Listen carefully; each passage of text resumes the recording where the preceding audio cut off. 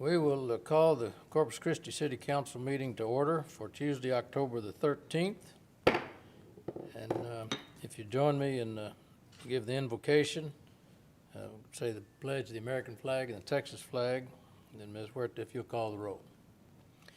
Our Father, thank you for this day, and we pray that you would guide us and keep us safe in it. Be with those around our country that are ill and sick and need thy healing hand.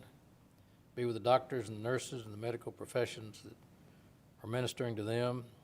Watch over our first responders as they do their work on a daily basis, and protect them and keep them safe. And help us today to make decisions that are in the best interest of our community and our citizens. These things we ask in your name, amen. Join me in the pledge. I pledge allegiance to the flag of the United States of America and to the republic for which it stands, one nation, under God, indivisible, with liberty and justice for all. Honor the Texas flag. I pledge allegiance to thee, Texas, one state, under God, one and indivisible. Ms. Huerta, would you call the roll? I think most of us are here. There's still some out online. Yes, sir, virtual. Okay. Yes, sir. So Mayor Joe McComb, Here. Council Members Roland Barrera, Here. Rudy Garza, Paulette Guajardo, Present. Gil Hernandez, Here. Michael Hunter, Here. Ben Molina, Present. Everett Roy, Present. Greg Smith, Here. City Manager Peter Zanoni, Here. City Attorney Miles Risley. Mayor and Council, a quorum of the council and the required charter officers are present to conduct the meeting. All right. Well, today we're going to make one little jump ahead of the public comment. We have an item that we need to deal with. It's with mixed emotions. We have to consider the resignation by Rudy Garza, who's been a wonderful council member for years and involved in the community for more than that in terms of the city and boards and commissions and all of that. And we would just want to say thank you. He termed out, and an opportunity came up for him to continue his service, which is just part of his DNA, is serving the community. And so in order to do that, he has to resign his position because his new service begins after lunch, and he can't be in office if he can hold another one. So he had to get officially resigned from this office to free him up to take on another assignment that at least is 3 years, I think, in length, maybe 4, to finish that term out. So we have an item on number 1 is to accept the resignation of Council Member Rudy Garza. I'll entertain a motion to accept in a second, and then we'll allow the council to make a few comments. Now, he will be having a full recognition on the 27th, I believe. Yes, that's right, Mayor. And time is something of the essence today because that meeting starts pretty quick after lunch, so I think he wants to try to get over there. But I'll entertain a motion for the acceptance of the resignation. With reluctance, I'll make that motion. Second. All right, there's a motion and a second to accept. Council comments? Smith? Yep. Rudy, it's been a real pleasure working with these last 4 years. That knowledge that you brought to this council, not only the time you spent on council, but with Planning Commission, I'm going to really miss you. It was a real pleasure working with you, getting to know you, and I know we'll maintain a great relationship in the years ahead. Thanks again, Rudy. Mr. Molina? Thank you, Mayor. Councilman Garza, I really appreciate the time and the opportunity that I've had to work with you. I've learned a lot from you, and I came on back in 2016, and you'd already been here for many, many years since then, and so you didn't hesitate to show me the ropes, and you were always made yourself available to answer any questions that I had. And I can say that I learned a lot from you just by listening to you, asking questions, and watching how you operate here on the dais. I have a tremendous amount of respect for you, And I appreciate all you've done for our city. And I know that the work is still going to continue. It doesn't stop here. And I just hope that one day when I grow up, I can serve just like you.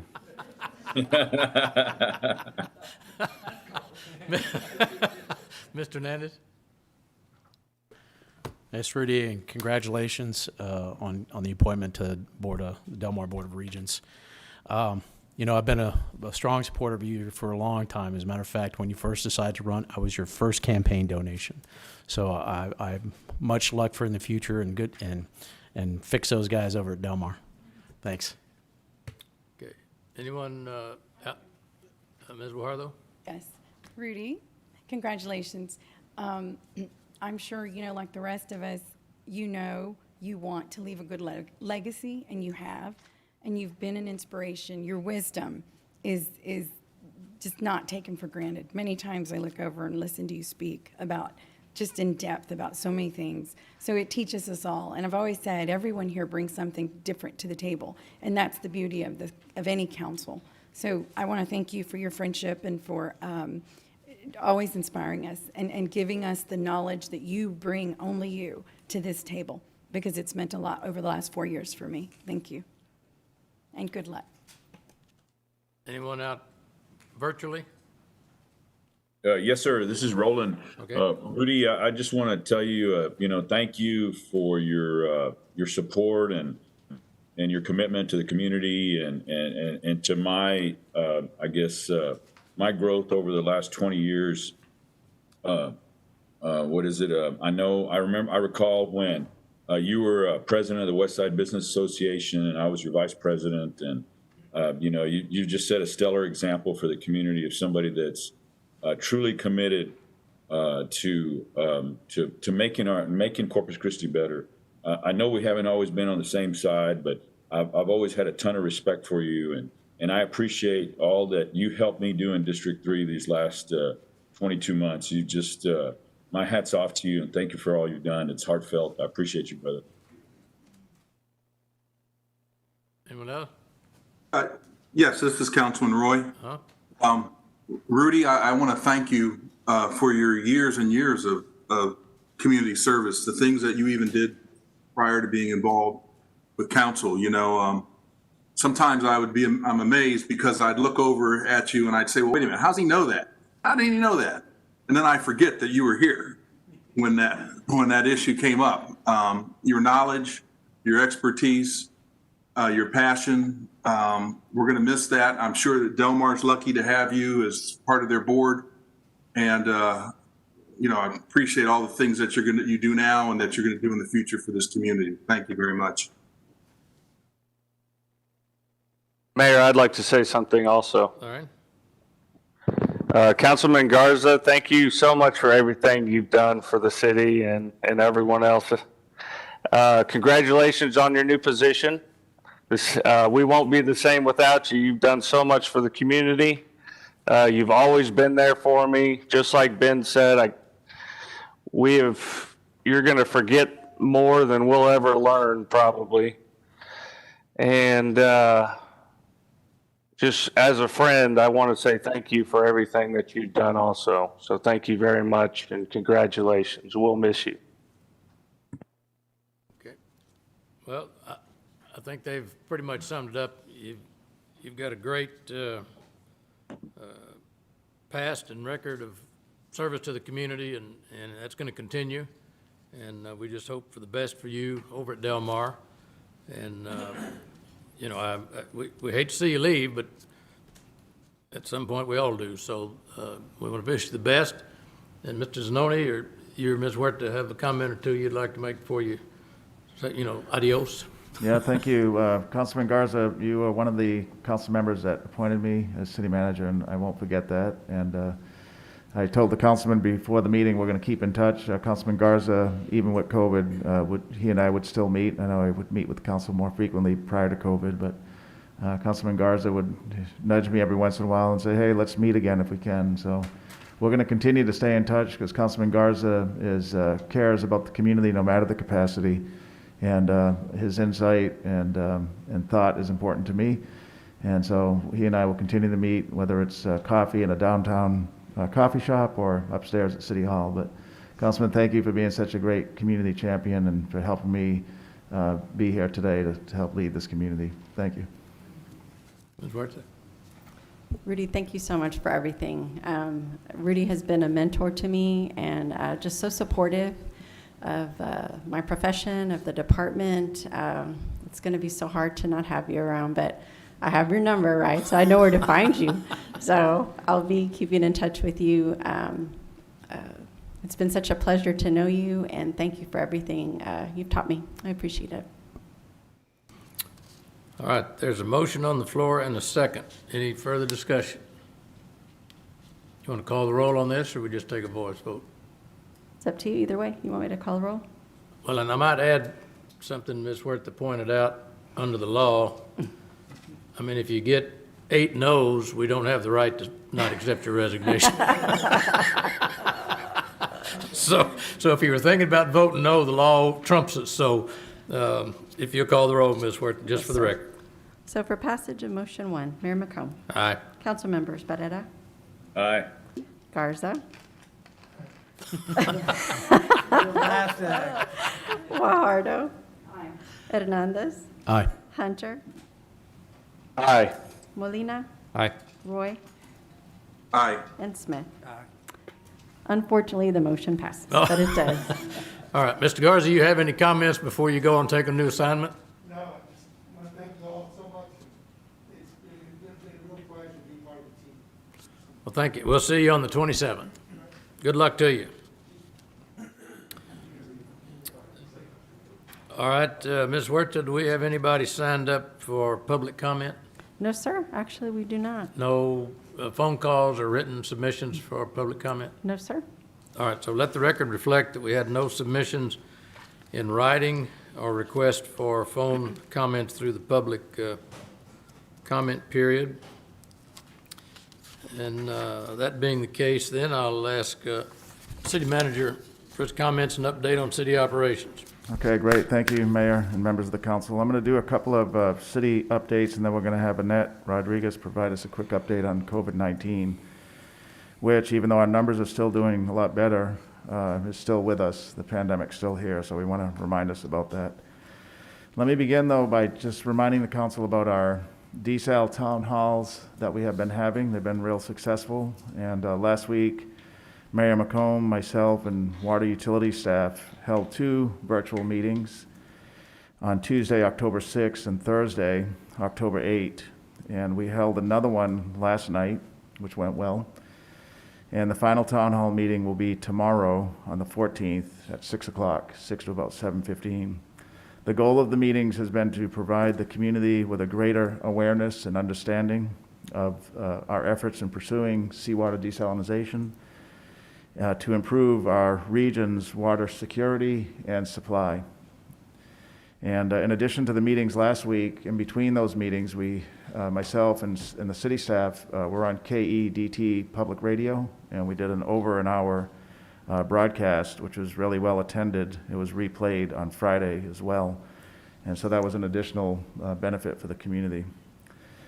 So on average, each of our town hall meetings is getting between 350 to 400 participants each night, so that's real good. But then after the meeting, they're being either shared or viewed close to 18,000 to 20,000 times each meeting. So if you add those up, that's like 60,000 views or shares, so that's good, a lot of exposure, just as the council wanted. And it is great to see how the community is engaging. The mayor and council did a good job in helping us shape these and adding that additional time frame. Just to remind the public can view these, or this last one, on YouTube, on Facebook, or on CCTV 20. They are completely covered in Spanish as well, so there's a Spanish translation for the entire meeting, including the video. Alrighty, so let me transition to school and backpacks, and I don't see Chief Markle here. I'm sure he's listening though at the police headquarters, but the police department recently provided over 2,400 backpacks to students, over 2,400 backpacks given out to students in 5 school districts. And during the month of August each year, the department usually coordinates with local sponsors to provide these backpacks at several school districts, including Corpus Christi ISD, Flower Bluff, West Oso, Toloso Midway, and Cal Allen. And the event is normally held at the American Bank Center, but because of COVID, they made adjustments right this year. So despite the COVID and other changes, 2,400 backpacks were given out to students at those 5 school districts. So we want to thank the police department for always having in mind the community. And we know that backpacks for those that can't afford them and school supplies is an important part to start the school year. And so we want to thank the police department as well as the housing authority. They helped as well in getting those materials out. And then just one kind of quick other reminder in terms of a community-wide event. So you may have heard of this already, but we wanted to share it here today at the council meeting. For the first time ever, our USS Lexington will host a professional bull riders event on the flight deck. Yes, sir? Yeah. That's gonna, yeah. This is true. It's going to take place this December. This is the first ever. It's going to be right here in Corpus Christi. We're going to get some great awareness in the country.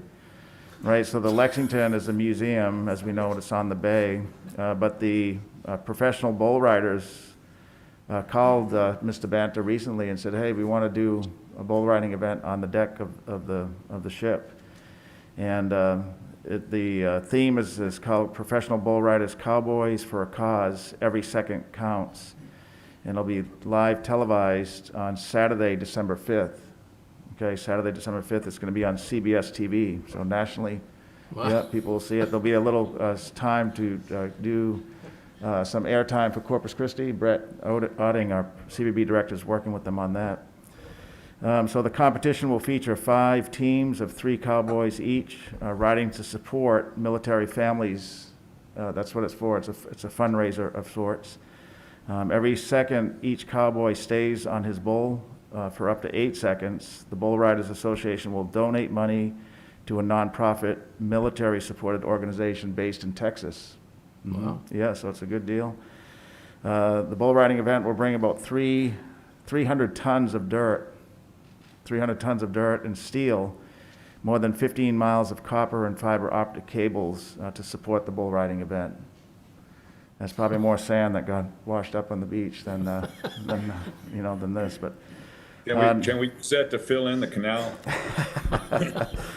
The event will be closed to the public, because of COVID. However, the Bull Riders Association will have exclusive in-person viewing on the Lexington for VIP guests, members of the military, and there'll be some Ultimate Experience ticket packages as well.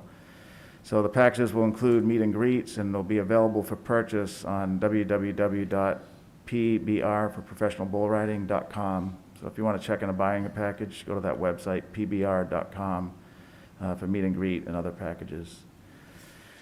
Okay, and then the final thing, and then I'm going to have Annette come up, our public health director, is just a recognition of the completion of Staples, a major bond program, the redo of Staples Street and Custoris Road. And so it was completed in August, late August, but it was a 2012 bond program from Bronner Parkway to Custoris Road. And this project reconstructed over 5,000 feet of roadway. It was close to an $11 million project, and it's entirely in City Council District 2, Councilman Molina's district. It includes new sidewalks, ADA compliant ramps, new curb and gutters, traffic signals at Custoris, Texan Trail, Carroll Lane, brand new pavement, concrete pavement, and signage. Construction began in March 2018, and it was completed in August. And city crews upgraded utilities to water, wastewater, stormwater, and gas. And the project was completed in 4 phases, so traffic disruption and disruption to businesses was minimized. Now, the good news is in the 2018 bond that was approved in 2018, the next phase of Staples was funded. And so that's going to take it from Baldwin to Custoris. And this section will be close to that original, this last section that was done. This one will be about 4,400 feet of new pavement, ADA ramps, curbs, gutters, and traffic signals. The construction for this next phase is coming to council in November 17, and the construction should begin in December of this year. And so that's a real good completed project, and we're appreciative of Councilman Ben Molina's support for roads in District 2 and citywide, frankly, the entire council.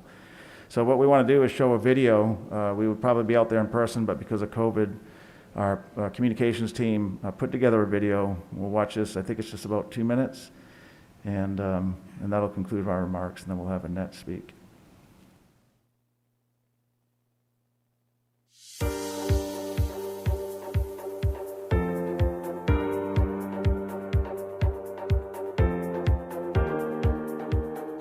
This year, several street projects have started construction, but one is now complete. The City of Corpus Christi announced the completion of the Bond 2012 Staple Street Improvement Project from Bronner Parkway to Castores Road. This project reconstructed over 5,000 feet of roadway. The $10.9 million project included new sidewalks, ADA-compliant ramps, new curb and gutters, traffic signals at Castores Road, Texan Trail, and Carroll Lane, pavement markings, and signage. Construction began in March 2018 and was completed in August 2020. City crews upgraded utilities to water, wastewater, stormwater, and gas. The project was done in 4 phases to help manage traffic control on larger projects and limit disruptions to residents and businesses. Drivers can now enjoy the modern improvements during their commute on South Staple Street from Bronner Parkway to Castores Road. For more details on street improvement projects, visit www.cctexas.com/streetinfo.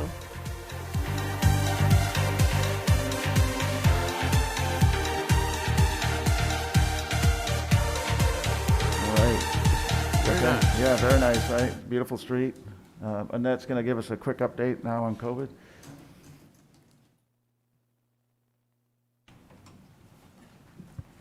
All right, good morning or good afternoon. So I'm going to give a quick COVID-19 update. First slide, please. So for the state of Texas, 795,000 confirmed cases and 2,384 daily new cases. In Nueces County, 20,814 total COVID cases. The majority of those cases are confirmed by PCR, 16,056. Next slide. So the daily cases that we're seeing here in Nueces County. So they're in the double digits, which is really good news from where we've been. And we also have 5 days, the 4th, the 5th, the 8th, the 10th, and the 11th, where we had single-digit days.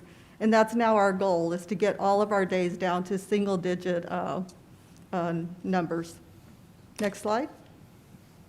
So this slide just really depicts what I've mentioned many times, is that the age group that has the most COVID cases is from 20 to 59, and that's approximately 68% of the cases. Next slide. The COVID-19 reported deaths by day since October 1st. On the 1st, we had 2, and then we had 4 days with no deaths reported. On the 6th and 7th, 2 deaths. On the 8th, 0. And then you can see the rest, and 0 reported yesterday, even though there was 3 deaths that were back from September.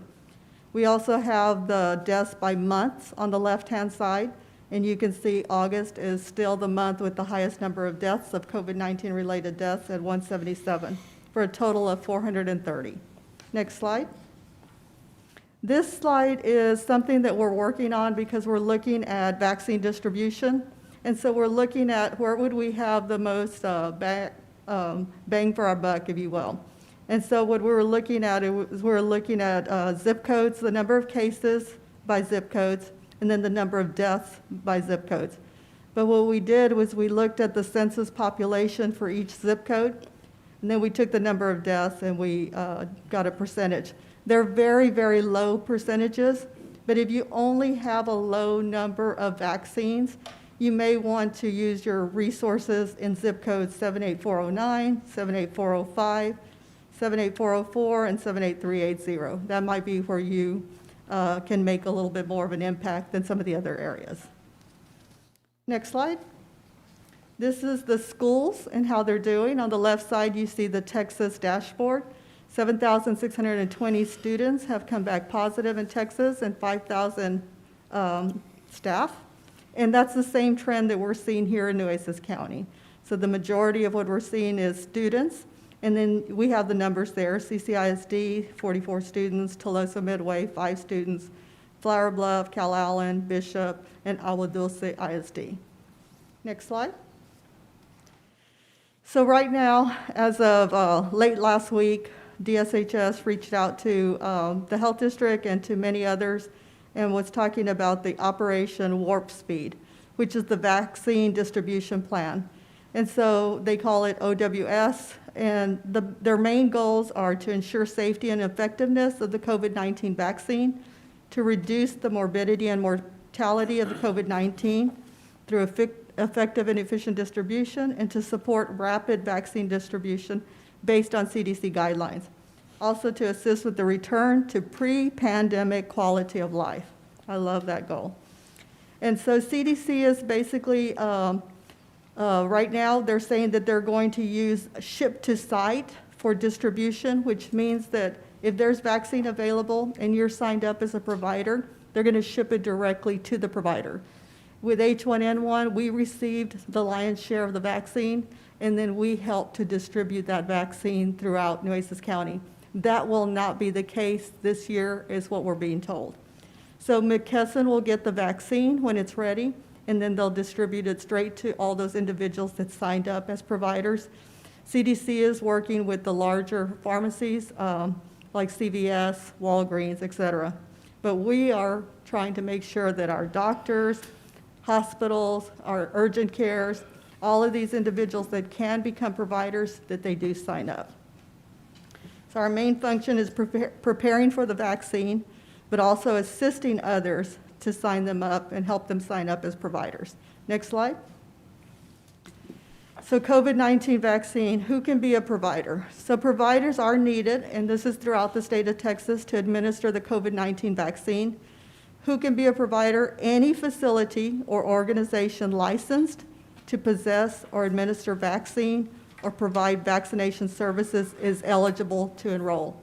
So even for the city of Corpus Christi, we have Concentra, so we'll be reaching out to them as well to see if they can actually get vaccine directly, so that way they can vaccinate the critical infrastructure for the city of Corpus Christi.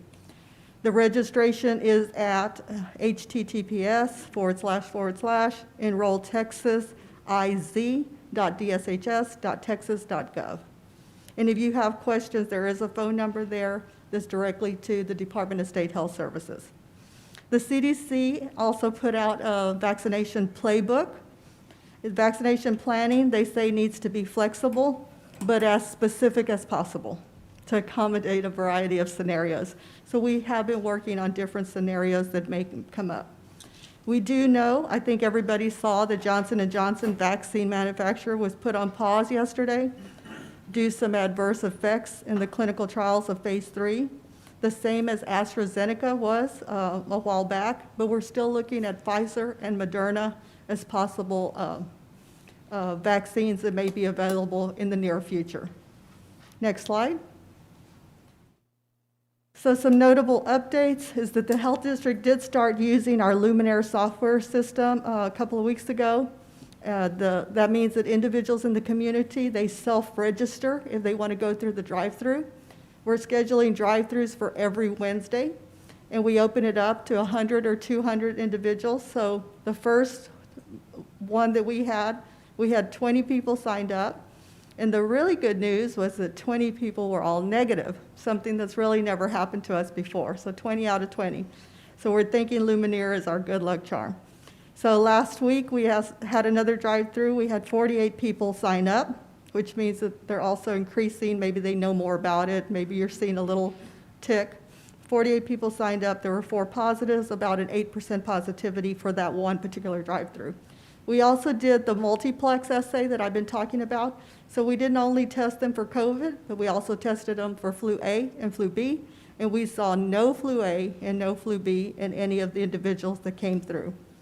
We did post our Halloween guidance. It's at cctexas.com/Halloween 2020, and I'll talk more about that in a minute. The COVID-19 outpatient clinic has seen 113 patients since they opened their doors. Next slide. Some of the possible impacts on COVID-19 cases, these are the dates. It's October 5th, some of the schools reopened with more children coming in face-to-face, like Flower Bluff. And so we're looking at expected possible increases, and we go out 14 to 21 days, October 7th through the 19th. October 14th, the bars may be reopening at 50%, so there's the date that we're looking at as possible impacts: Halloween, Thanksgiving, Christmas, and New Year's. Prevention techniques do work, so we need to continue to practice them to keep our numbers low. Next slide. So we all know flu season is here. We all know it started October 1st. So I think when I give updates, I'm going to try to share this slide with you, because it's a really good slide. This is last year's flu activity. The first week in October is the 40th week. There's 52 weeks in the year. The 40th week is the week of October 1st. If you look at that, it's circled in red. 49 cases of flu last year. This year, we have only had 6 cases of flu for the first week. So we're hoping that with our prevention, our public health strategy, wearing a mask, social distancing, that we're going to see lower numbers of flu this year. And then on the right side, it just shows you different symptoms that go with different things. We hear a lot of people say they have allergies or colds, or they think they have the flu, so those are the symptoms that go with that. We received these numbers from Sentinel Hospital and providers that are registered with the health district to provide us this information. Next slide. So a reminder for everybody that hasn't received their flu shot, you still are within that perfect time period to get your flu shot. So please do so. Next slide. So the health district prefers that you stay home this year for Halloween, but if you are not going to stay home, then you can rethink how you're going to do things. So do evaluate the risk if you're going to go out. Do wear the appropriate mask. Don't wear the costumes mask. Do always stay 6 feet from others. Do find alternative ways to celebrate. Do find creative ways to distribute treats, contactless. You can do goodie bags, trash grabbers, PVC pipe extensions to pass out these goodie bags. Do create visual social distancing decorations, such as tombstones to show the 6-foot distancing between families with some type of signage so they can actually see that they need to distance. Do activities outside where air circulates. It's much better than being inside. And do wipe down the doorbell after every use until you're exhausted. Do not go in large groups, and it's better to go in a small group. It's better to go with family members. Do not approach a crowded house. It's better to wait for the crowd to dissipate and then go up to the door. Do not trick or treat if you are sick or quarantine or isolate. It's better to stay home. At home, do not directly hand out treats. Do not allow large groups of people again to gather outside. Do not create bottlenecks. So if people are starting to gather at your door, you do need to kindly ask them that they remember social distancing. There's nothing wrong with that. Do not pass out candy treats if you're sick, quarantined, or isolated, and do not pass out homemade treats, and do not host a party. So with that, I'm going to open up to questions, but I did find this little graphic, and I thought, next slide. It depicts very well the Swiss cheese respiratory virus defense, recognizing that no single piece of cheese or intervention is perfect in preventing the spread. Each slice, each intervention, each layer has imperfections. It has holes or loopholes, if you will. So multiple layers improve our success at combating COVID-19, which are physical distancing, proper ventilation, mask, hand hygiene, testing, contact tracing, and of course, disinfecting properly. I stand by for any questions. Thank you. Thank you. Any questions? Appreciate all the work that you and your staff and the medical profession are doing. Thank you. We're going to win. All right, thanks. Thank Appreciate it. you. Thank you so much. Uh-huh. And if you would just, and I meant to do this before we got into that, but October is a big month for proclamations, and just wanted you to be aware, and the organizations that have gotten proclamations, this helps them in their recognition for their projects. I'll just read them quickly. October is Domestic Violence and Awareness and Prevention Month. That's also National Disability Employment Awareness Month. We've provided a proclamation for that. The National Arts and Humanities Month for October. October 11th through the 17th is a Court Observance Week. October 11th through 17 is Emergency Nurse Week. Well, they need recognition particularly, so we do appreciate the emergency nurses. The second Monday in October, October the 12th, was an Indigenous Peoples Day. October the 18th is the Catholic Daughter of the Americas Day. And October the 13th, Gil, this, I'm sure you're aware of this, is the 150th, I believe, 150th birthday, or 245th birthday of the United States Navy. 245 years. Gil was there when they founded the Navy. And I was on the deck of Bon Jones. October 13th, 1775, the United States Navy was established. And so we recognize the Navy and all those that have served. Have many veterans here. Got Chief veteran, Gil's veteran from the Navy. We appreciate all our service folks, but on this special birthday, we want to say happy birthday to the Navy, and thanks to those that are currently serving, those that have served in the Navy all these years. So thank you very much. Anchors away. And then October the 13th is Metastatic Breast Cancer Awareness Day. And so we want to remember those that are having to deal with or need to be checked for breast cancer. Early detection is the key to success on fighting that. So those are just a few of the proclamations that we've been asked to provide. So at this time, Ms. Huerta, will you, the minutes, we've, for September the 2nd, entertain a motion for the approval of the minutes. September 29th. October, oh, it's item number 2, September 29th, I'm Yes, sorry. sir. So moved. Second. There's a motion and a second on approval of the minutes. All in favor, say aye. Aye. Aye. Aye. All right, now we'll go to boards and commission appointments. Ms. Huerta, want to explain a little bit on item 3 before we can move forward on that, or Peter, who's going to do that? It'll actually be That's- staff who will be presenting. Yeah, Who's staff's going to do that? present. Yes, It's sir. going to be. Constance or Heather? Heather. Heather? You doing it, Heather? Yep. Yeah, 3, 4, and 5 are all related. This is relative to the new BOCO TERS, council Okay. members. Yes, ma'am. Yes, Heather Holbert, Director of Finance. So we are asking for a waiver of policy, which is for the appointments to boards. The council has the policy that board members are not appointed 30 days before the election and then until after the board, the council is seated.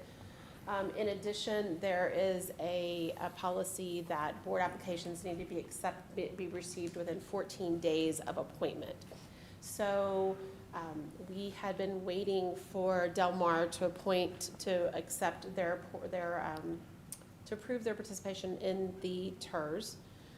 And at the time, staff, I was not aware that these two, that we couldn't appoint within 30 days of the election. So we were moving forward when the developer found out that we would not be able to appoint until after the council is seated.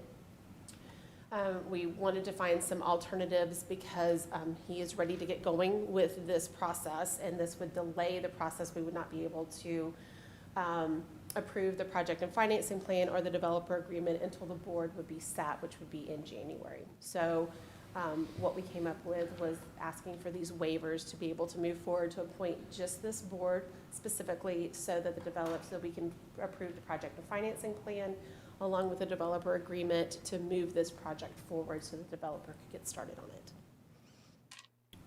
All right, and this is a kind of a different TERS than the ones we normally deal with. You want to explain that a little bit? Yes, Mr. I can, Zimmerman? Mayor. Yeah, so the city has 4 TERS so far, and all of them have been city-initiated, meaning the city council wanted to incentivize development in an otherwise blighted area. This TERS was brought to the city's attention by a developer, and it's exclusively for new development for single and multifamily homes, as well as commercial development. This one, the city will participate in terms of our tax rate and our recommendations for development. We'll actually have members on the board. But the TERS really is designed to help the developer with the cost for public infrastructure, and it's limited to that. So in our other 4 TERS, the dollars are used for a variety of enhancements to include economic development, public infrastructure, and so on. So this one's a little bit different. The ultimate goal is like the existing 4 TERS though, and that is to help incentivize development in an area that might have a hard time for that development to take place.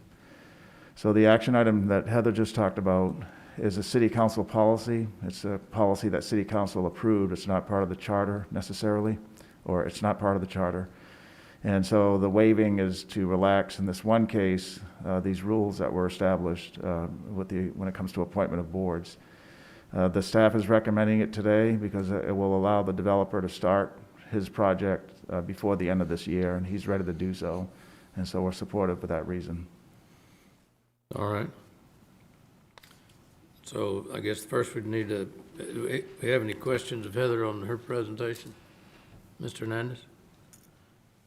Yeah, I'm curious as to, I mean, if there's only a few months, I get delay, is there a real issue with this? Because I mean, these policies were put in place for specific reasons, obviously, and so as to prevent any kind of, I guess, shenanigans, or I don't know what you would refer to it as. So I mean, there's got to be a real strong reason to go against policy. I'm not sure, I mean, just them wanting to get started isn't necessarily a good reason to go against policy. Can you give us a reason why we should do that? Sure. The developer has been working towards getting these items approved over the last year or so. And he is, I'm not sure if there's a financial reason, but is really has asked if we could go ahead and get these approved so that he can get his project started before the end of the year. Yeah, I think, Councilman, the old adage, time is money, that's kind of it's a simple adage, but that's the reason the developer wants to. What is it that we would be preventing him from moving forward on by not having the TERS in place? So if we can't approve Or the should I say, not having a board in place? Sure. Yeah. So if the board is not in place, then the project and financing plan cannot be approved and brought to council, which lays out those specific projects. There was a draft project and financing plan which was presented to the council when the TERS was approved, but we need to finalize that project and financing plan and then also get approve the developer's agreement. So the developer's agreement is actually the city's commitment to the developer as far as reimbursable items. When we create the TERS, that it creates the mechanism, but as of right now, there is not an agreement for the city or the TERS to reimburse the developer. And so the developer is not willing to start on these projects until that agreement is in place. So that protects the developer and it protects the city to make sure that the developer is moving forward as the city has directed, and that he then also will receive those reimbursements through the TERS. Now, even with that, when I look at the next agenda item, there's not even the full board being appointed. So, I mean, we're seeming to be rushing through this, and I'm wondering what we're missing here. Is there something else we're missing? No, I don't believe there's anything else that's missing. We have to seek the board to approve the project and financing plan.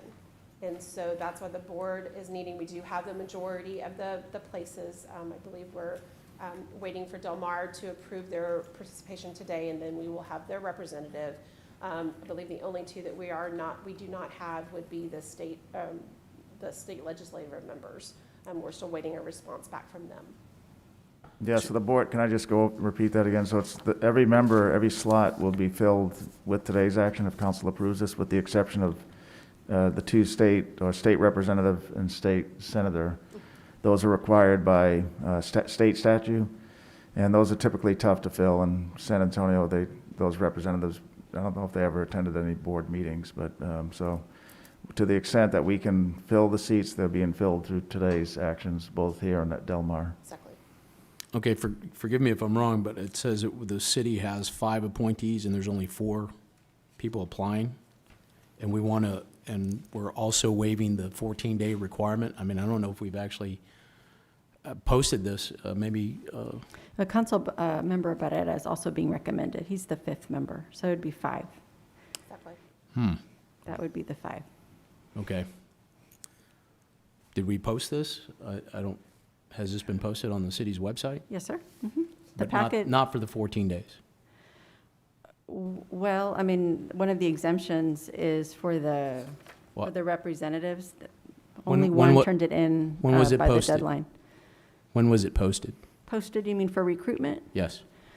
I don't think we posted it for recruitment. We didn't post it for So we didn't recruitment. even post this to get people to solicit for Well, this we weren't position? looking, oh, For go the ahead. legislative, because this is a developer initiated TERS, the definition of who can be on the board is very narrow. And so it is the 2 legislative representatives, a representative from each taxing entity, so a representative from Nueces County, a representative from Del Mar. And then the 5 remaining positions on the board must be filled by landowners or representatives or appointee of the landowners. And so currently, the landowners are the city for our right-of-way and our streets, and then Mr. Santos Williams, who owns the remainder of the land.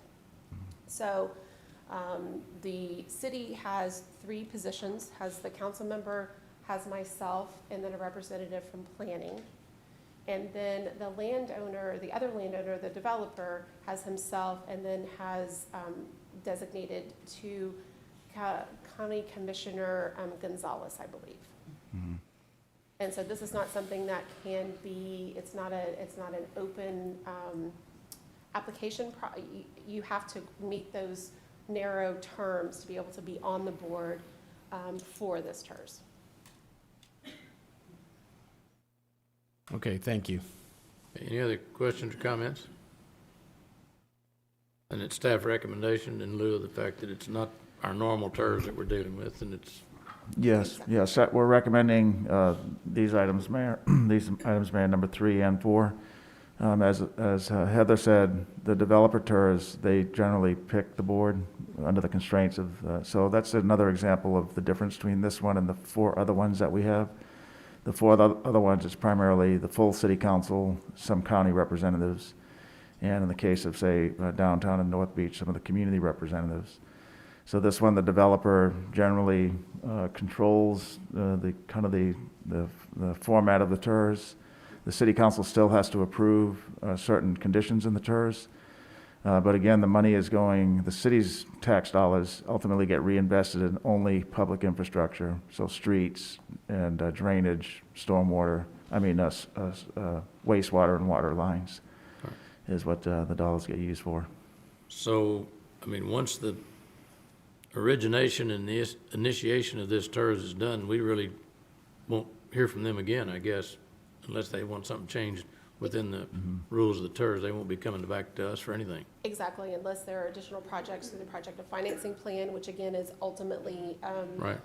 approved by city council. Okay. So yes, the board basically will come together on an annual basis to approve the budget. But because this is a very narrowly defined project and financing plan, there isn't a lot of, we're not awarding additional projects or anything else. Anything like that would have to come back through city council through an amendment to the project and financing plan. All right. You will see action on it again, Mayor. Once this board meets, they're going to approve the 3 documents that Heather talked about, the project plan, the finance plan, and then the developer agreement. Yes. And then 2 of those will come back to city council for approval. Actually, the project and financing plan is one document. Okay. And so that will come back to city council for approval, and then the developer agreement, which is the more granular document that lays out more of the requirements of the developer along with the reimbursement terms. And we'll see that the plan is to have the board meet next week. Yes. And then we'll bring this back to council, is it the last meeting in October? 27th, yes. Okay, the 27th of October. Then the developer will have everything he needs. He'll have an agreement with the city, so to speak, and he'll have November to start. Otherwise, he wouldn't start till probably late January, February.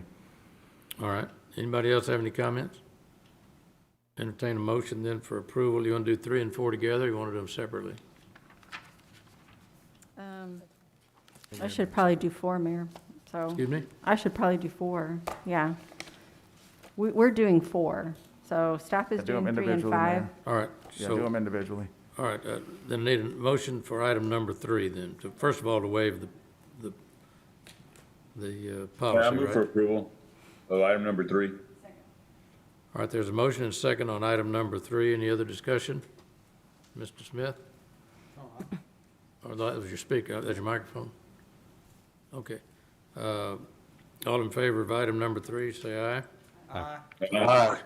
All opposed? No. Okay, you want the roll call for that, so we'll have it on the record, please, Ms. Sure. Merita? So for passage of resolution number 3, Mayor McComb, Aye. Council members Barrera, Aye. Guajardo, Aye. Hernandez, No. Hunter, Aye. Molina, Aye. Roy, Aye. and Smith. Aye. The resolution passes.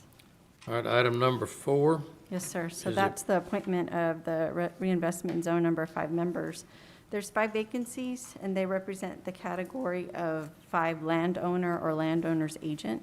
So staff is recommending the appointments of the following: Councilmember Roland Barrera, Nueces County Commissioner Joe A. Gonzalez, Planning Director Dan McGinn, Finance Director Heather Hurlbert, and Roberto Santos Williams, who is the landowner. Mayor, I have a question. Yes, sir? Okay, so then, well, that's our recommendation, but we have, I guess, the other applicants to consider, which are Carol Carey and John Roel. Is that correct, Rebecca?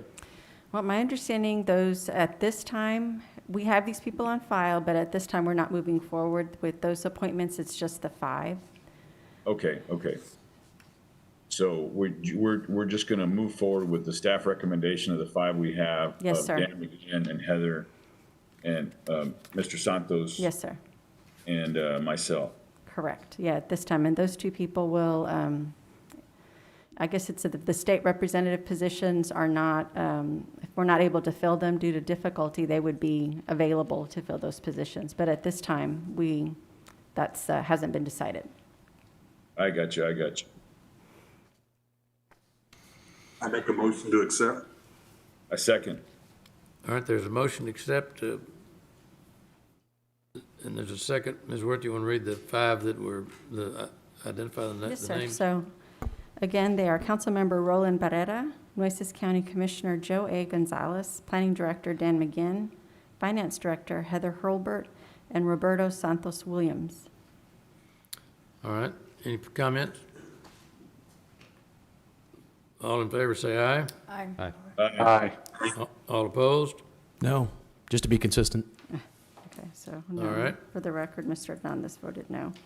Another action that we need But to do you want a roll take- call on that? Just, No, I mean, he's consistent, so we'll record it as we did the previous vote, Mayor. all So right. we're fine. Item number 5, authorizing. Well, Mayor, we also need to, the governing body also needs to appoint a chairman to serve for the remainder of 2020 and for 1 year beginning January 1st of 2021. That's one more action that's required today under this board appointment section. I nominate Roland Barrera. Second. All right, there's a motion and a second for Roland Barrera. Any discussion? All in favor, say aye. Aye. Aye. Aye. Aye. All opposed? No. Just to be consistent. All right. That gets us down to consent agenda. Items 6 through 14. Anyone have, or the staff have any? Mayor, one we that- needed also number 5, the interlocal agreement, correct? Oh, I'm Yes, sorry. Yes, We you're need to right. take care of 5 also, please. All right, the resolution authorizing the execution of 2 interlocal agreements, Nueces County and Delmar. Who's gonna, you gonna? Heather's go going over to that? take care of that as well. Sure. Heather? So these are the agreements with Nueces County and Del Mar to participate in the TERS. So the city creates the TERS, but then the other 2 taxing entities agree to participate in those TERS and basically pledge their proceeds from their tax collections to this TERS. And so the county has committed to 75% increment over a 20-year period. Del Mar will be approving theirs this afternoon, but right now what they are proposing is a maximum of a capped of $4 million over 14 years. So we'll pass the interlocal at that for right now. If there are changes, we'll need to bring that interlocal back to council for amendment if they approve something different than what we have in the interlocal today. All right. So this will be item number 5. Any other discussion on that? We had a motion, second, all right? No, sir, not yet. I Entertain a move for motion. approval, Mayor. Motion, is there a second? Second. All right, motion and a second. Any discussion? Seeing none, all in favor say aye. Aye. Aye. Opposed? Okay. Now, agenda items 6 through 14.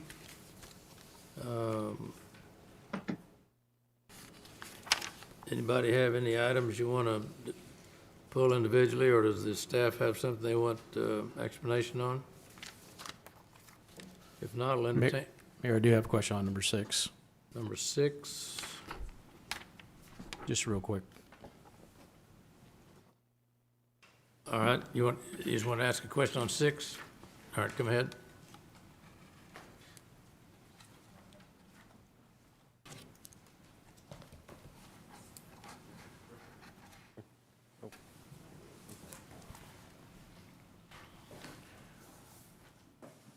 All right, item number 6 is the adopting the city's water conservation plan. For the record, Steve Ramos, Water Resource Manager. I stand by for questions. Okay, real quick, when I was handed the actual new document, there was some minor changes. Can you explain what minor changes were made? Sure. In discussion last 2 weeks ago, there was a question of plumbers to people.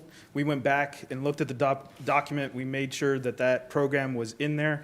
And my staff, and working with water utilities, we're going to look at implementing that program. It's a good program to have for our community and helping people conserve water. So we're going to work towards that program.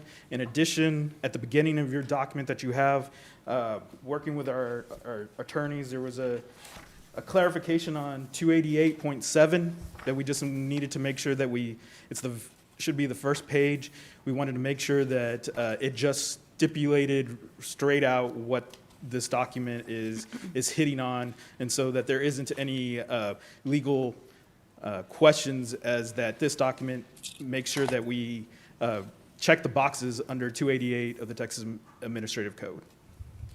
Okay, and there were no additional proactive measures to try and go after our leaks added? With questions regarding leaks, we'll continue to do the proactive outreach and metering, working with our utilities or maintenance of lines to make sure that we use the best equipment possible to check leaks, to identify any leaking areas, and to respond to leaks. So that is based in the plan also. Okay, now I saw the reactive portion and I saw the metering section, but in terms of describing any proactive aspects of what you describe, it's not in the document. But I mean, if as long as you have something, I know you have a goal of bringing it down a percentage point, but I'm not sure how you're going to do that. So if you can, I don't know, probably give us some more information regarding that. I don't think it's going to make that much difference on this particular document, but having some more proactive aspects to that. Now, my whole thing is preventive maintenance and asset life cycle management, so I want to make sure that we're actually trying to do that. And I think that would be a great tool to utilize in that aspect. But I just wanted to point that out. Thank you. Thank you. All right, anything else, any other agenda, anyone have any other questions on item 6? All right, any others through 6 through 14? If not, I'll entertain a motion for approval of consent items agenda 6 through 14. So moved. Second. There's a motion and a second on items 6 through 14, and Ms. Huerta, there was no public comment specifically for this? That's right, Mayor. All right, the record shows there's no written or verbal expression of interest to speak on any of these items. There's a motion and a second. All in favor, say aye. Aye. Aye. Aye. All opposed? All right. We're open mic now. All right, well, it's 12:30, and we're gonna go to 1:30 lunch, okay. The next item then is public hearings, items 15 and 16. It's a zoning case, JAR Development, rezoning property at or near Yorktown Boulevard. Who's gonna make this presentation? Good afternoon, Mayor and Council. Al Raymond with Development Services. The case before you is to rezone the property located at 7872 Yorktown Boulevard from FR Farm Rural District to RS 4.5 Single Family 4.5 District. The purpose is to allow for the construction of a single family residential subdivision. The applicant is JAR Development. Next slide, please. The property is located along the north side of Yorktown Boulevard, east of Rodville Road and west of Story Road. The property primarily fronts along Yorktown Boulevard, which is designated as an A3 primary arterial street. To the north and south are single-family homes zoned RS 4.5. Additionally, to the north is Master Drainage Channel 31. To the east are vacant properties zoned RS 4.5, and to the west are recently rezoned properties now zoned RS 4.5 and CN1 Neighborhood Commercial District. The subject property is 24.49 acres in size, and it is not platted. Next slide, please. As you can see, the rezoning to RS 4.5 is consistent with the adopted comprehensive plan, Plan CC, compatible with the adjoining properties, and it does not have a negative impact upon the surrounding areas. The subject property also is within 0.38 miles of a commercial node, which is at the intersection of Rodville Road and Yorktown Boulevard. This commercial node also connects the new Del Mar College Southside campus as well. Next slide, please. Planning Commission and staff recommend approval to RS 4.5 Single Family 4.5 District. 35 public notices were mailed out, 0 were returned in favor, 0 were returned in opposition. We stand by for any questions. Anybody? Ms. Wartho? Thank you. Mr. Raymond, what is the egress and ingress of the property, of the development? I'm sorry, I didn't hear the question. The entrance and exits, where are they set here on this property, or development? It's primarily on Yorktown Boulevard, and let me see if I have a slide of the proposed, 1 second. Because is the property developed to the left? Please give me 1 second here, I apologize. Hold on, I'm interested all the It's a lot of paper shuffling. It's very difficult to hear. I'm sorry, I don't know whose mic is on. It's okay. I'm sorry. Okay. The property fronts along, I think the entrances and exits are on ingress and egress are from Yorktown Boulevard. Only. Only, yes. And how many homes is this development gonna be? Approximately 68 home sites. So do we feel that is going to work with, I mean, we've had some neighborhoods there off of, I'm thinking about off of, what is it, Holly? Or Slough, you know, where there's only one way in and one way out, and it's troublesome. Are these development, what about the property around it, Mr. Raymond? Is it developed or not? To the left and right?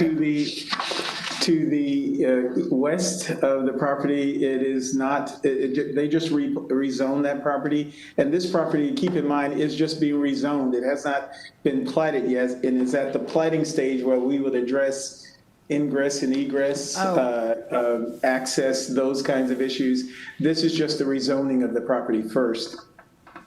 Okay, so y'all would go, well, what would you consider on this property? What would your recommendation be in terms of how many, you know, egress and ingress? I'm sorry, I didn't hear. What would I reconsider regarding? No, what would your recommendation be in terms of that, of egress and ingress for, you know, 68 homes being in this development? I'm just curious because we've seen this before where there's a development, there one way in and one way out, and it's very troublesome for the people who live there. Because there's only one way in, the people at the back of that development have to come all the way up. I mean, it's just, it didn't make sense. So I'm just wondering, in general, what would your recommendation be when you get to that point in terms of egress and ingress? Actually, I would have to see the layout, Councilwoman, first. It's not impossible, but we can, you know, through design, you can control exactly how the ingress and egress will occur. But I can't, I would really like not to comment on that because I haven't seen it and it hasn't been submitted. Okay. If you understand. No, that's fine, as long as it is a serious point to consider when you do get to that point. Understood. Thank you. Mr. Hernandez. Yes, thank you, Mayor. Alan, this is, we had a couple of these properties. As a matter of fact, the one just to the west of it, we just approved. Is there somebody moving papers around? I'm sorry, one more time, sir. You're cutting in and out. What did you ask? I'm sorry. Okay, we just approved the property just next to it that had the CN1 in front, on the frontage of Yorktown and the RS 4.5 behind it. But is there, and I'm sure you haven't seen the plats yet, but is there some sort of continuity between these properties as well as any plans for crossings across the ditch there that would connect them to either Slough Road or some of the other properties over there? Please comment. Yes, Councilman Hernandez, this is Andrew Demas with Development Services. So to the west is currently going through the platting process. That does not particularly have a cross-access street. However, to the east has not yet been submitted, and that is our opportunity to push for street connectivity and multiple access points to Yorktown, which would provide a safer environment for not only drivers but also pedestrians. Well, this would be the opportunity to also get a second exit from the Slough Road area. If you can connect it to Yorktown via this property, would be an ideal situation, not only for the individuals that live out there by Slough Road, but also the people that would be living in this neighborhood. So when construction does come to Yorktown to widen it, they have another option to get out. So that's, you know, something for ensure that we have proper planning as to what Councilwoman Guajardo had mentioned. We don't want to have one way in, one way out type scenarios. Thank you. Yes, sir. Mr. Smith. Thank you. Mr. Raymond, so there's I think a final plat filed for this property. You mentioned 60-something lots, but R 4.5 at 25 acres, can't they yield about 200 lots? One house per, or 8 houses per acre on 4.5? Probably, yes, that's correct. This is probably just a phased approach by the developer. So his first phase, I should say, is 6 to 8 homes at this time. Okay, so what we're really looking at is closer to 200 rooftops if we approve this today as it goes through its phases. That's probably correct, Okay, yes. thank you. All right, I just have one other question. Anyway, back to Ms. Guajardo's interest there. As I'm looking at the property, I mean, there's only, you said you'll have to negotiate what their ingress and egress is. That, I don't think there's any negotiation there. It's all off of Yorktown.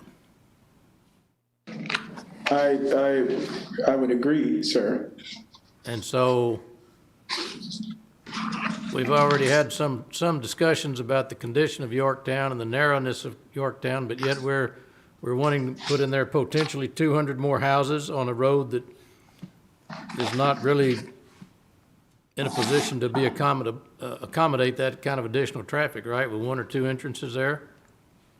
That's a great point. That's why I would recommend we hurry up and pass impact fees. This would be a problem. No, we're not talking impact fees now. We're talking about planning, and we've got a road there that's really incapable based on its condition to really do this, but we're going to go ahead and move forward with the development. Understood. On Yorktown. Yes. It's just the zoning. No, well, and Mayor, if I may interrupt. Keep in mind, Mayor, this is just the rezoning case, right? It is through when the plat comes in, that's when our engineering department will look at it and answer the kinds of questions you're asking about ingress and egress, one way in, one way out. All those things will be discussed and reviewed by the technical review committee that will hopefully create a design solution that works for us and works for the developer. But this is just the rezoning request that comes in first. Well, I mean, I understand, but I mean, I don't care how you draw the lines or number, unless you're gonna cut something through the back or cross that drainage ditch over there. I mean, the fact of the matter is, as it's laying in the picture here, the only access to that property is off of Yorktown. Understood. All right, anybody got any other questions? well, I do, because to the point. So Mr. Raymond, the big concern here, as you obviously know, but it's, once we approve this, then, you know, at the end of the day, it very well can have one or two entrances, which is, you know, just like what they're to the left of it over there off of Slough, Greystone and all those, which is a huge, huge problem. So I think what the council, or at least a few of us up here that have remarked on this, want is surety that I want to say that that's not going to happen, but I understand you have to look at this holistically. But the way we're seeing it here on a simple drawing is, as was said, Yorktown or back to Slough and putting more traffic over there, or question mark. And so, I mean, I don't know how we, I guess, make sure that what has happened over off of Slough does not happen here, as the mayor just said. We know the situation on Yorktown, so it would be crazy to just continue adding to that bad situation. So that's why I asked you what kind of recommendation you would make for something like this. And I think maybe moving forward too, it's important to have that for us, because here there's a lot of people relying on this development to go through at this moment, but we may be making a huge mistake in terms of how are those homes going to go in and out of the, I mean, we're just creating another, you know, Greystone, that mess over there on Slough. So we really do need some direction. I understand, Councilwoman, but understand, as I said, this is the rezoning, but, you know, we have a TRC committee that is as knowledgeable as all of the issues that you brought forth, and give them an opportunity to do their job. That's why they are, you know, in that position. And we shouldn't make, we all understand the issues that happen on Slough Road, and we don't want to continue that kind of process. And I think we are acknowledging that, and all those issues will be addressed when the plat comes in. And of course, the developer may be challenged because we don't or won't allow certain things that we've allowed in the past. So, but those issues, I assure you, will be addressed, or a plat will not be approved until they are addressed.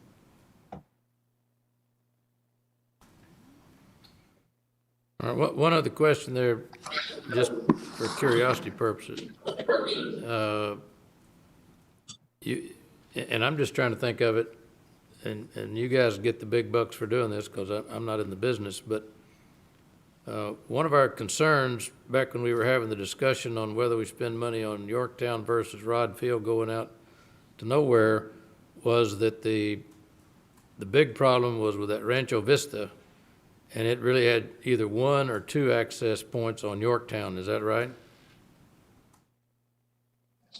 Yes, sir. As I And remember, that was true, yes. How many access points does that Rancho Vista have coming onto Yorktown? Two? I think it's 4 total. There's a map there on page 419, but it looks like. But I'm seeing that look like the main entrance and then one down close to the, Maybe I guess that'd be the east side of it. Is there a third one on the road somewhere? Fritz Folly is the third. Huh? Fred's Folly is the third that opens up on Yorktown, right? Yeah, there's 3 different points. 3 different points. All right, so you got 3, and Rancho Vista, just looking at if on the color code, and those are the only, you're either in or out in Rancho Vista off Yorktown, correct? I'm sorry, I didn't hear the question, sir. Well, I don't know, if y'all got a microphone tied to that paper you're rattling up there, or where is that? I don't know where that microphone is, but there's sure it's not. But anyway, on the color code, and you help me here, and you're saying there's, Rancho Vista only has 3 entrances and exits, and those are all onto Yorktown. Yes, that's true. All right.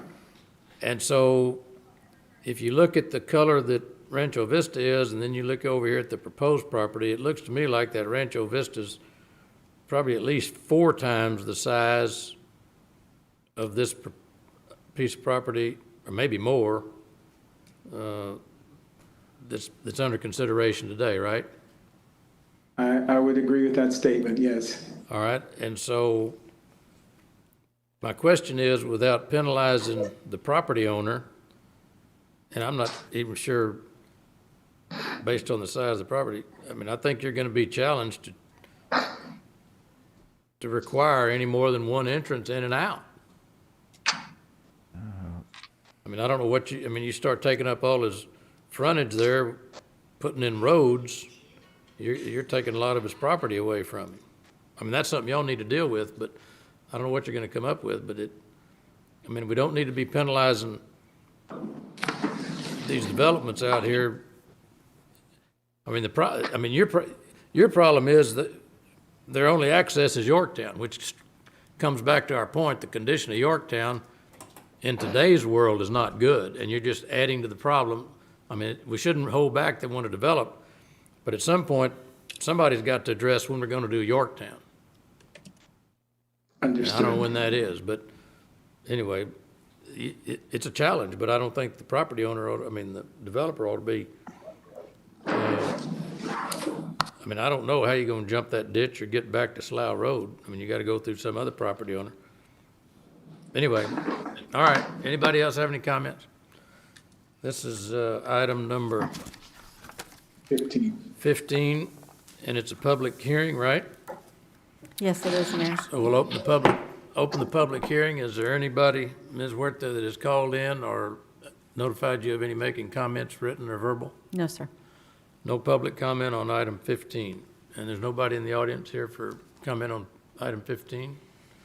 Seeing none, we'll close the public hearing. Entertain and staff is recommending approval. Staff and Planning Commission. Planning and Commission and staff are recommending approval, right? Yes. And it requires 2/3 vote, that's 6. Yes, that's right, Mayor. All right. You want to call the roll since it's a planning case? We need Sure. planning. So for passage of ordinance 15, Mayor McComb? Aye. Councilmembers Barrera, Aye. Guajardo, Aye. Hernandez, Aye. Hunter, Aye. Molina, Aye. Roy, Aye. and Smith. The ordinance passes. Just one passing comment, Mr. Manager. Yes, sir. I mean, the big concern that we all heard, we keep referring to Slough Road, was when they went in there to really do it, it really created a nightmare for the residents during the construction because it just wasn't any way to get to those people's houses except on Slough Road. Right. We're gonna have the same problem on Yorktown if we don't do something quick. Right. Well, that's why that road that we referenced, that's in the bond program, the Rodfield one, that begins to give another access point for that Rancho Vista, and that'll help. Well, that's not gonna help these people. It won't help these people. You're They're on the right. wrong side of the road. Agreed, but it's, Oh, it depends on when they- you're right, but the concept in the bond program, so that Rodfield Road is the first project in the bond program that does road construction ahead of houses. Normally, we're doing it the other way around. The houses are there, and then we come in to improve the road. And so capacity building is how we refer to the Rodfield project, and we need to try to do more of those in the next bond program. That way, the roads are improved, then the contractors come in with the housing versus what we're trying to do today on Yorktown or Slough Road, so. This is, We're a fast-growing community. I'm taking note of it. We're going to see how we can address Yorktown. It'll be us that brings a recommendation to council. So we've heard about it now just about every month, right, in the past quarter. and So somehow we have to try to you keep, address the issue. you keep putting more traffic on there, you're gonna hear more Yeah. about it. All right, item 16 is another public hearing, and it's authorizing a wastewater collection line and a reimbursement. Who's gonna present that one? That's going to be Al again. Good afternoon, again, Mayor and Council, Al Raymond, Development Services. The ordinance before you is a request to execute a wastewater collection line construction and reimbursement agreement with Grangerfield Development LLC for the installation of a master planned wastewater collection line and a transfer of $140,000 from the Water Arterial Transmission and Grid Main Trust Fund to the Sanitary Sewer Collection Line Trust Fund and appropriate $160,164.94 from the Sanitary Sewer Collection Line Trust Fund to reimburse the developer per the agreement. Next slide, please. This slide shows an aerial map of the proposed project location that is associated with the new planned residential subdivision named Granger Park Unit 3. The property is located within the city limits on Yorktown Boulevard between Fred's Folly Drive and Ranch View Drive.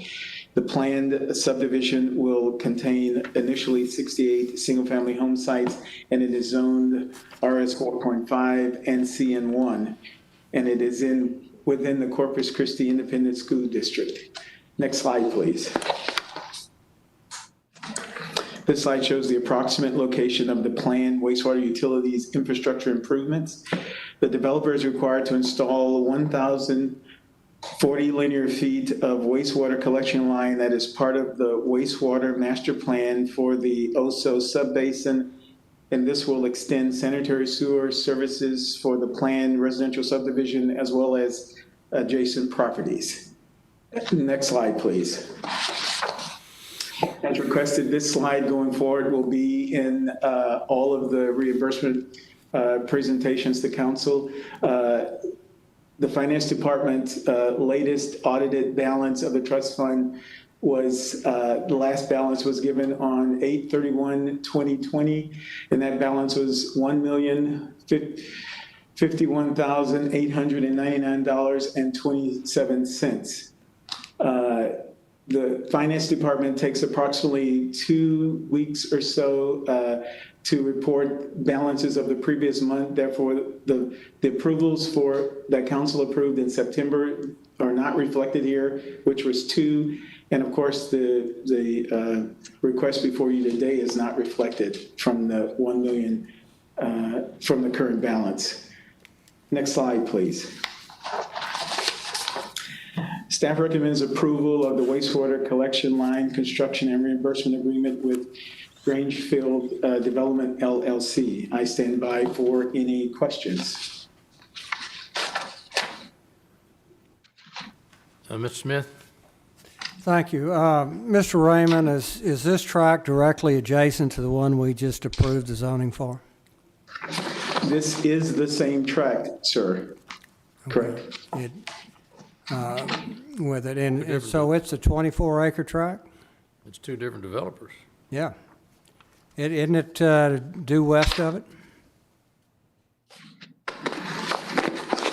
It's 24.49 acres. You got it listed. Yeah, the wrong. plats, they look a little bit different on there. It looks like you're running that collection line through the jar tract, the one we just approved. Oh, I'm sorry. You're absolutely right, sir. I apologize. Okay, so, It's the property adjacent to it to the west. yeah. So these are even more rooftops, going back to the conversation we just had about Yorktown Road. That's correct. Okay, and aren't they under construction on the east side of that jar tract that we just approved too? There's a couple of street cuts in there if you drive by. I'm sorry. I didn't hear you, sir. I apologize. Well, I think there's a subdivision on the other side too. There's a couple of street cuts. I don't know what the status of that is beside the jar tract.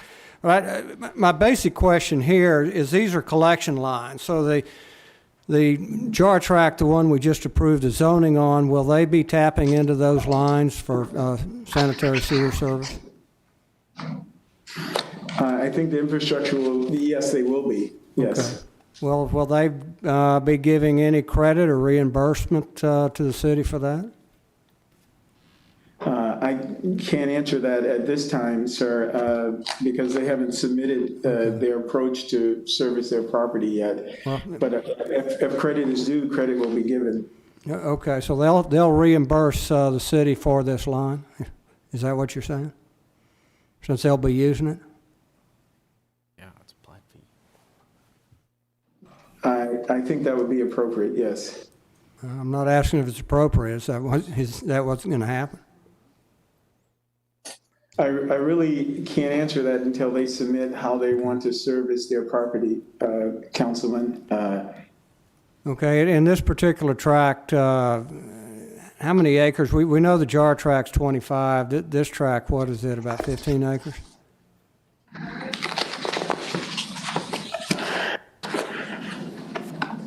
Actually, I'm not quite sure. Give me 1 second.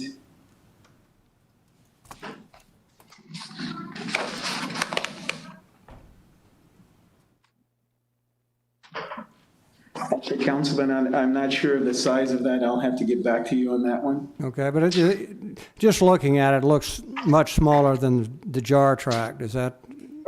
Of course, yes. Okay, and what's our current wastewater fee? Acreage fee? That I can't answer offhand either. I'd have to get back to you on that one as well. Does around $1,500 an acre sound right? That sounds right, but I'd rather give you an accurate number, but that sounds right. Okay, so just using those kind of numbers, if that's 20 acres, which is probably less than 1,500 acres, that's about $30,000 they'll be paying in wastewater fees? Lot in acreage, yes. Yeah, okay, and so they're going to pay 30 and we're going to pay out 160, is that correct?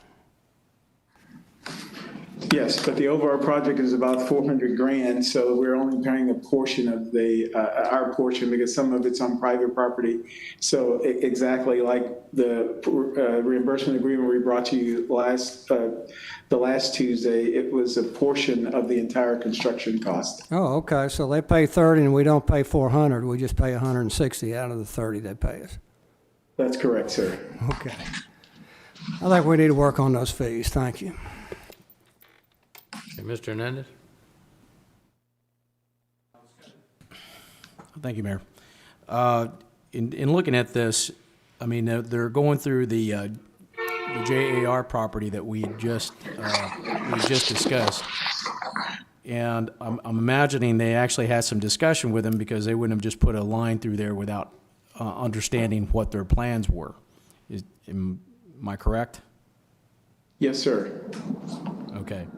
So looking at the property, the way it's set up and how you have this drawn, like, for example, on page 2, it looks like there's a bridge connection going over at Fred's Folly. Is that the plan? Because there's not even zoning over there. I believe it's still FR.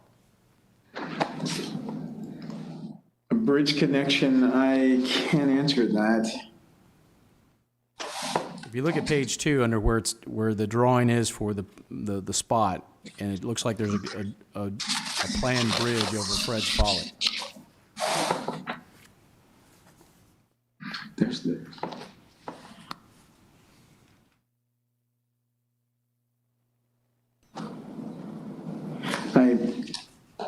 Is that in the master plan? Is that?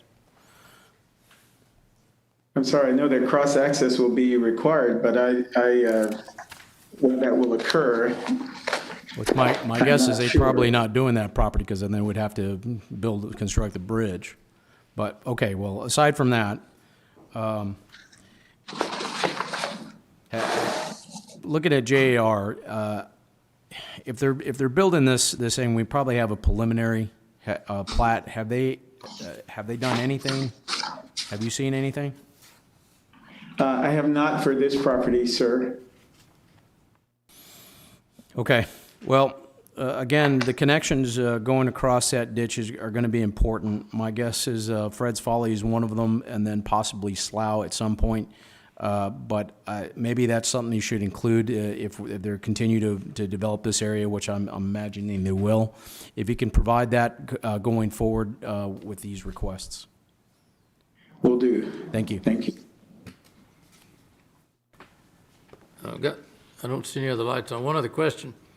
I think early in the conversation, this trust fund balance sheet, I think is a good thing, and that's a request that the council made, I think, sometime back, and it kind of gives us an idea of what we've got left on a regular basis, and I appreciate that. I think in your explanation earlier, you'd said the fund as of 8/31 was $1,051,000. Is that correct? That's what it is, Mayor, yes. Okay. I'm sorry, yes, that's correct. All right, and I think your follow-up statement was that it's 30 to 60 days before a number is really accurate based on actions that the council has taken. So, and you said we had 2 or 3, maybe 4 approvals You had two, in September. the council approved 2 reimbursement agreements in September, one for $20,562, the other for $133,620. Those 2 should be subtracted from the $1 million plus the request that's before you today to give you a general unaudited balance, if you will. All right, well, my question is this, depending on which pot you take it out of, if you apply today's numbers, your sanitary sewer trunk line after today will have 104, and if we made a commitment in September for over 100,000 for something out of the sanitary sewer, we're in trouble. No, because when council approves the request, the reimbursement agreements, that money is set aside. It's encumbered. So the $1 million you're looking at is unencumbered monies.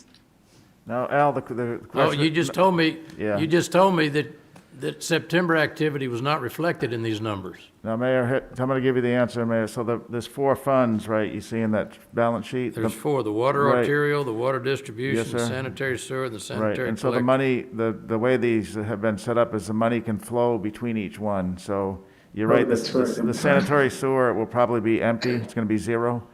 And if another one comes in, we're gonna take it out of any one of these other ones, probably the water arterial will transfer it over. You're absolutely right, Peter. Yeah, so Sorry. the funds are interchangeable. While they show 4 different distinct buckets, the policy exists and the practice has been, you kind of take money from either pot to pay the developer. That's how it's set up. Does that make sense? No. Do you understand what I was saying, though? I mean, it's. I mean, you just, There's accounted for. I would just think you had a pot of money and you got 4 eligible expenditures out of that pot. That's as kind of opposed to one way, having, yeah. I mean, this way you just have to keep dumping from one pot to the other. Yeah. I mean, I'm not an accountant, so maybe that's the difference, but, I think it's just to account for where the revenue comes from, probably. well, then that comes into question. If the revenue comes in for sanitary sewer trunk lines, is not that money supposed to go for sanitary trunk lines and not collectors or transmission and grid lines? Well, the way the policy is written, it can go to any one of those four. That's why we're recommending to Yes. eliminate this whole setup here. So- It's dated and it doesn't work. All right, well, Yeah. I mean, okay. That's why the council's done a good job in endorsing, and this is going to be coming to council in January, the agreement to start the impact fees process. The study. The study, yes, sir. The Yeah, study 'cause that'll take. This yeah. is confusing, but It is. There's nothing like it in the country, the analysis shows. Nobody else has a system like this. well, there's something to be said about being unique, I guess. That's true. Okay, Yes, but, sir. I mean, I was just wondering, because if you're not accounting for the September activity, after you hit it Yeah. with this 160, you only It's got gonna be 104 broke. left Yeah, in it'll that be- one particular. All right. Absolutely. Any other comments or questions on this? Mayor, can I just add one more thing? So in the 2020 bond program, we do have, just want to remind everybody, we do have 1.9 million for Yorktown design. That takes it from Rodfield all the way to the bridge, the Oso Creek Bridge. So 1.9 million to design that roadway. So work can begin, if the voters approve this in November. Work can begin shortly thereafter. We're going to be doing, in fact, the RFP is out already for design consultants, and we're going to be ready to go. So as more construction happens, we can say that the city is ready to move forward with design of Yorktown. All right, Yeah, just want to point that out. all right, thank you. Mm-hmm. Let's see, this 16 is a public hearing, right? Yes, it is. Any Mayor. other comments by the council? All right, we'll open the, Mr. Ned? Oh, no, we'll open the public hearing. Is there anybody submitted a request to speak or submit written comment? No, sir. All right, and no one in the audience is here for public comment? Let the record reflect. We'll close the public comment and entertain a motion for approval of item number 16. So moved. There a motion, is there a second? Second. All right, there's a second. Let's call the roll on this one too, please, Ms. Huerta. Yes, sir.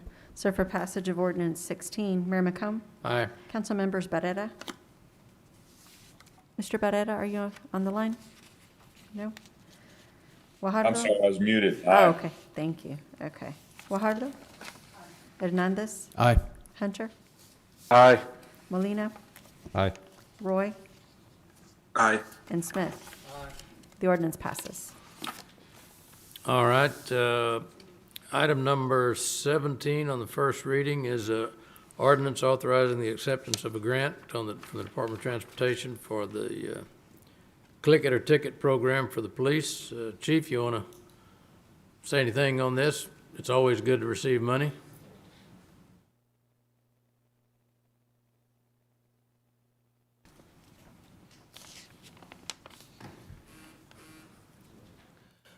Good afternoon, Mayor, Council, Chief Markle, Police Department.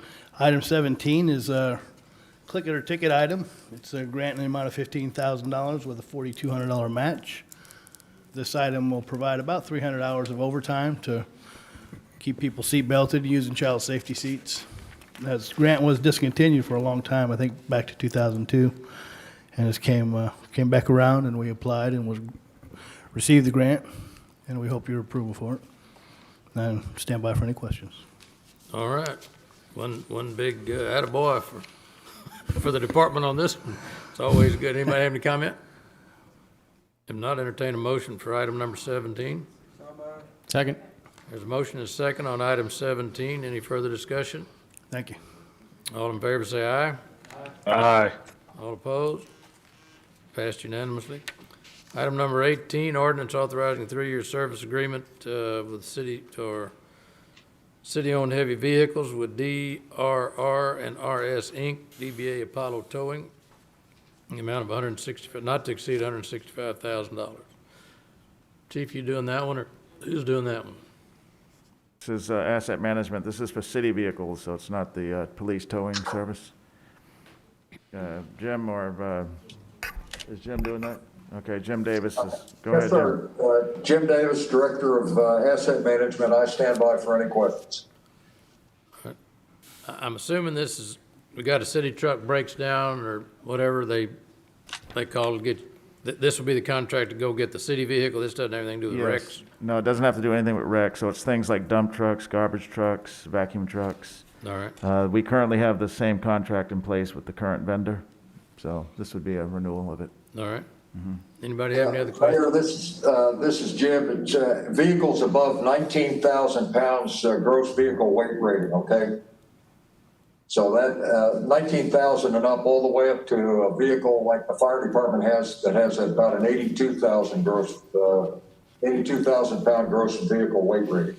All right. Well, hopefully we don't have to use them much, but it's glad to know they're there. Yes, All right. sir. Is there a motion for approval of item 18? Motion to approve. There's a motion and a second on item 18. Any further discussion? All in favor, say aye. Aye. Aye. All opposed? All right, item 19 is an ordinance amending the wastewater collection system from the Greenwood Treatment Plant. Who's going to do this? That would be me, Mayor. Gabriel Hinojosa with Public Works. Dan is not available today, so I'll be filling in.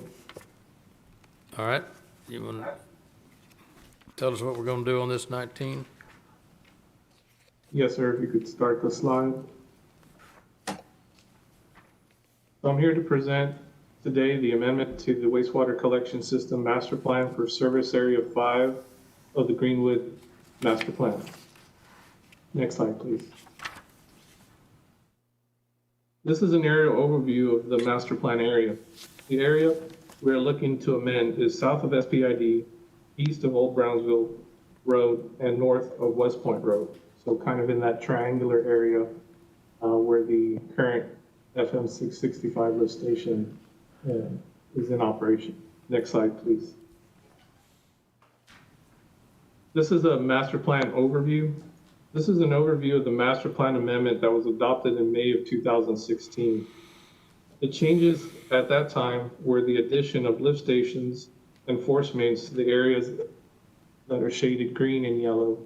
So the current 665 lift station and the one that we are proposing to construct there on West Point in the yellow area. Next slide, please. This is a little more detail of that area. You will see that the lift station on 665 is operational, along with the 6-inch force main that discharges into the gravity system there on Bush Avenue. The lift station is proposed on the West Point Road with an 8-inch force main also discharging at Bush Avenue. The key takeaway from this slide is that any development in the green, which is the service area for the force main, for the lift station at 665, has no more responsibility for any further lift station or force main construction. Next slide, please. So this is the amendment to the plan. The developer is proposing an amendment to the master plan to allow the West Point lift station to utilize the 6-inch force main that is currently in operation. So basically a piggyback operation. This option would delay the construction of the 8-inch force main that would ultimately be required once the capacity of the 6-inch force main is reached. So basically what is changing is now that the responsibility of the 8-inch force main now falls into either one of the service areas, the green or the yellow. From before, any development in the 665 lift station service area was not responsible for any more construction per this adopted master plan. And currently, the only connection to the lift station that is operational is the convenience store there at the corner of Old Brownsville and SPID.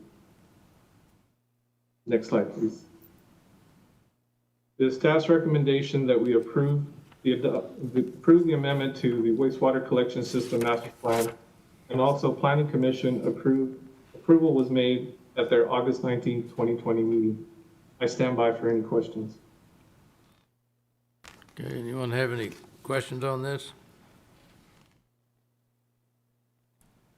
Mr. Hernandez? Yeah, quick question. You said that the only thing that this lift station is servicing right now is the Stripe store at the intersection there at Old Brownsville Road? That's correct, sir. So this is for future, adding this to the master plan for way future use, because it seems like the capacity for that lift station seems underutilized. Correct, it is underutilized. It's approximately 280 acres that would be going to that lift station. So with this development that's planned for on West Point, it would use approximately, I think it's just one commercial. This is for the VA clinic that's proposed there on West Point Road. So it's not too much capacity that it would be adding to the 6-inch force main.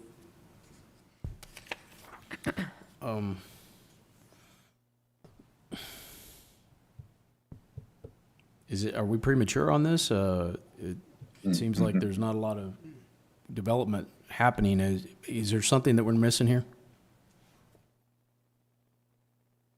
As far as the lift station that's Right, I being mean, we proposed don't, for the VA clinic is the one on West Point. So we would be, utilizing the 6-inch force main capacity, which, is common practice.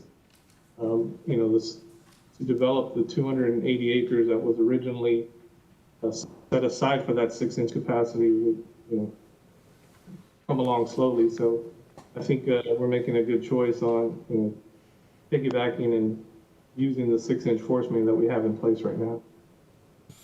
no, I can see the planning aspect of it. I just, there's a cost to these things if once it get, to be built. I mean, what does a lift station cost? $1.5 million?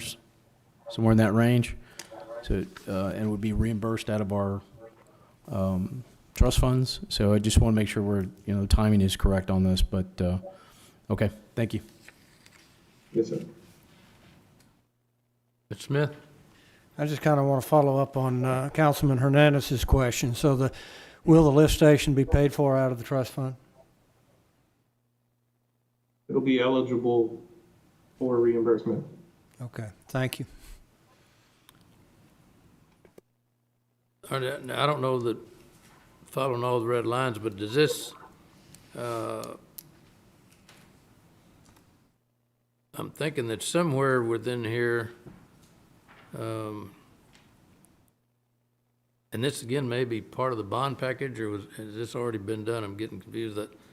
That industrial district out there that we've been trying to work on getting the road through that to tie in, I think it's Old Brownsville Road off of the, is that over in this area that will be serviced? I believe so, Mayor. I'm not. What's the name of that road over there with? Oh, Junior Brownsville. Beck. Huh? Junior Beck. Junior Beck. Yeah. Yeah, it's coming across to tie into Old Brownsville Road, isn't it? Yes, sir. This area does serve that southern part of that industrial district. And then the project that the TERS, would this be served by the same sanitary lift station area, or is that a little too far down the pathway? That, The Boco Terrace, I think it's too far down. that's too Yeah, far away the for it to be Greenwood serviced by this one? Yes, the Greenwood wastewater treatment plant will be the treatment plant though for the Boco. Yeah, but the line is it'd be a different lift station, or Yes, a sir. different system ties in. Right, Okay. yes, sir. Mhm. All right. Well, I mean, and if I'm not mistaken, isn't there some of this area that's designated as an opportunity zone area? I don't know whether there was. I thought there was some We'll have areas to out there. check on that one. You may, Huh? yeah. I thought there was, huh? We'll look, Mayor. I don't know, but I I think that, thought it was on the other side, on the west side, the Molina area. I don't know, but I was thinking there was some area out in this neck of the woods that was designated as an maybe it opportunity encompasses zone, that which whole would area. be great if somebody could take advantage of it. I know. Yeah, okay. Where's Rudy when you need him? Yeah. All right, this is number 19. Any Any other comments? And this is just an ordinance. No public comment for this one, Ms. Huerta? Item 19, no comments. All right, entertain a motion for approval of item 19. So move. Second. There's a motion and second for approval of item 19. Any further discussion? All in favor say aye. Aye. All opposed? All right, item 20, ordinance authorizing the issuance of utility system junior lien revenue improvement bonds to the series on the water development regulations on potential seawater desalination plant. And this is the second vote on that. This is the first vote, Mayor, on the issuance of the bonds to help pay for the loan. Okay. Yeah, council approved the loan, and the loan papers were submitted already to Right. Texas Water Development Board. Well, This deals with the payment of those, the issuance of bonds on our side, to pay back the Texas Water Development Board's issuance of debt at a All right. lower interest rate than what we can get.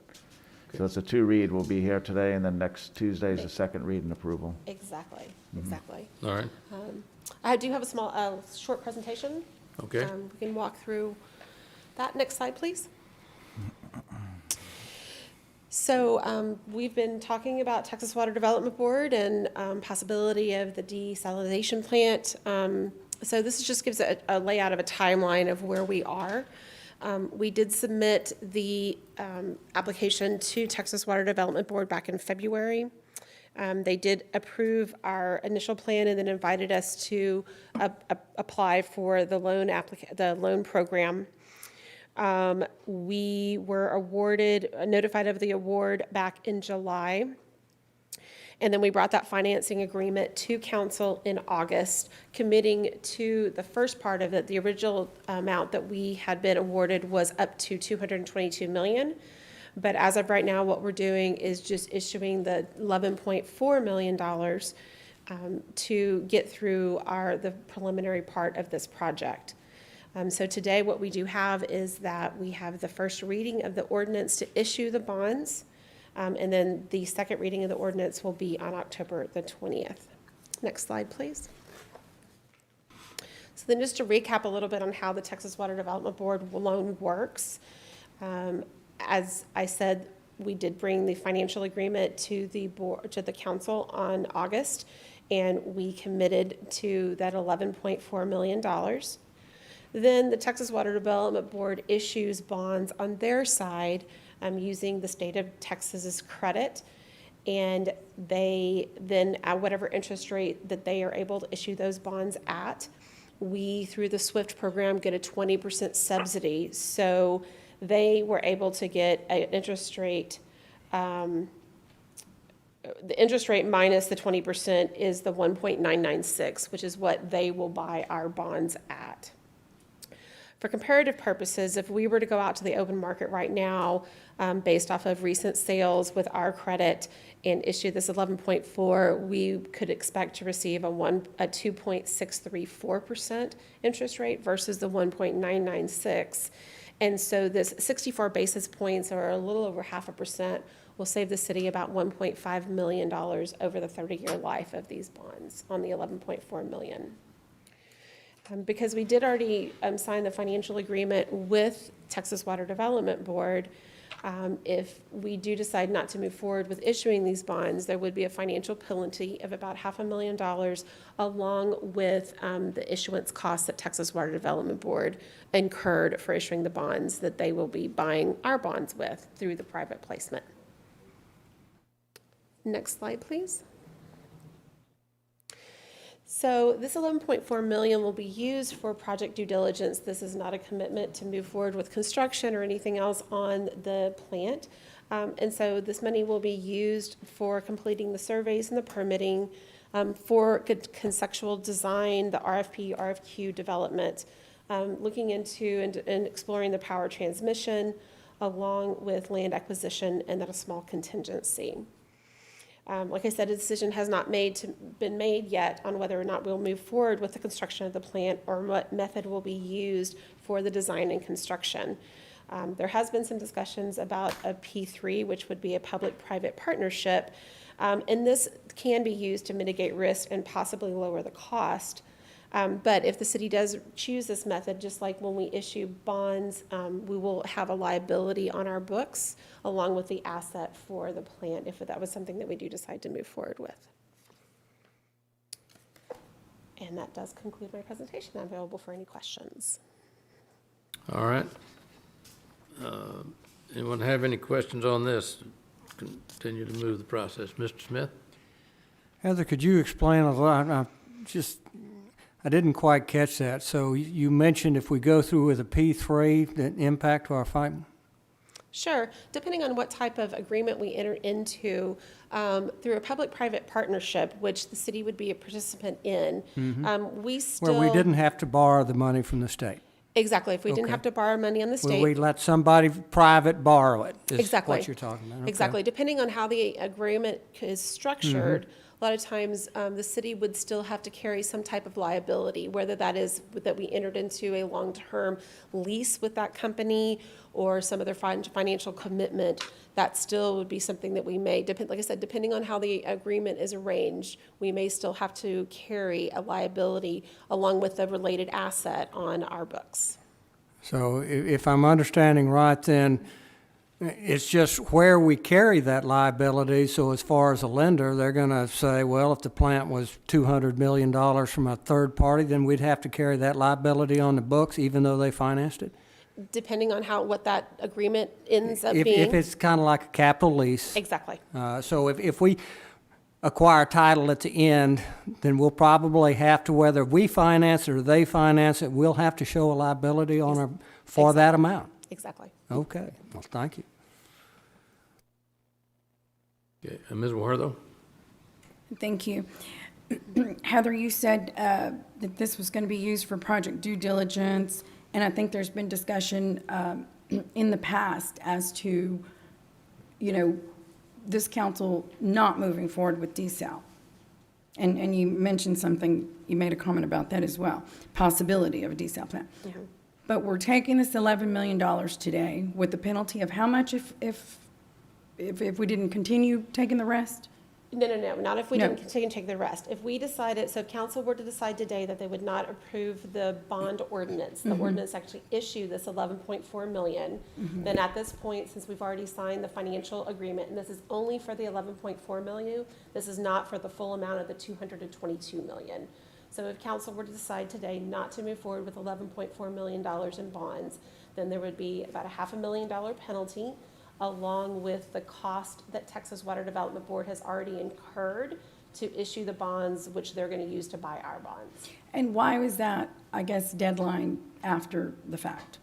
It wasn't. That was within the wording when the council agreed to the financial agreement back in August. It laid out very clearly within that agreement at what point there were certain milestones or penalty points that if we decided after we entered into that financial agreement that if we decided not to move forward, then it was $20,000 as of this date, $40,000 as of this date, as we moved closer and closer to the date when we needed to close on this, and those penalties became more egregious. Okay. Yeah, Council, let me just add to that. So the Texas Water Development Board has a process that every applicant has to follow. We're not doing this on our own schedule. And remember that there were over 100 applicants to this funding. We were one of about a dozen out of over 100 Right. that received the funding. So we've taken several steps with the council to agree to take the loan or not. And so this is one more step to help pay for it. And there's no issue with, using this. Obviously, it's a good deal, the rate, all of that. But I'm going to take us back to moving forward on desal, because that's what we're doing. We're once today is done, we've got $11 million on our back. That's it. And yes, of course, we're going to have to move forward. I mean, otherwise, it's not. I mean, it's crazy for us to do this. But again, I'm going to mention this, Peter, is we have still no clarity, unless somebody can correct me, on what the port is doing. So we are moving forward with a huge endeavor. We know they're moving forward with the same huge endeavor. And it's going to come to a clash at some point. And I think it would be wise to sit down with them to get some clarity. And if that has happened in the past, but clarity hasn't come, which is what I'm hearing from past conversations, then we need to figure it out. Because I don't think it's wise that the city of Corpus Christi is doing something of this grandeur without knowing if the Port of Corpus Christi is doing the same. Councilwoman, we know what the port's doing. We presented a slide in our work session we had 2 weeks ago, I believe. And so I communicate with Sean Strawbridge, and I know several of the council members and mayor talked to our appointees on the board at the Port of Corpus Christi. So we know what they're doing. The staff here knows their permit status, and it's available online. But what are they going to do with those permits? Because the So, last conversation, yeah. it was said that we didn't. No, we do. So what the port told us the last time, and Sean confirmed it again recently with me, is their goal is to obtain those permits and then put them on the shelf, to use their words, for the city if we ever want to access them. That's the latest as of maybe a week ago, and that conversation happened a couple of months ago. It was reconfirmed by Sean Strawbridge, the CEO, and so we're clear about what they're doing. They're clear about what we're doing. The staff have technical meetings. The city and the port meet on I don't know how often y'all meet. Is it Weekly. bi-weekly? Or They have bi-weekly. bi-weekly meetings, and they review each other's notes and plans, and, so we know what the port's doing. Maybe it's just I Well, don't no, know. it was the conversation we had here, so Yeah. that's, okay. Yeah. I mean, remember, we had that conversation here, and nobody knew.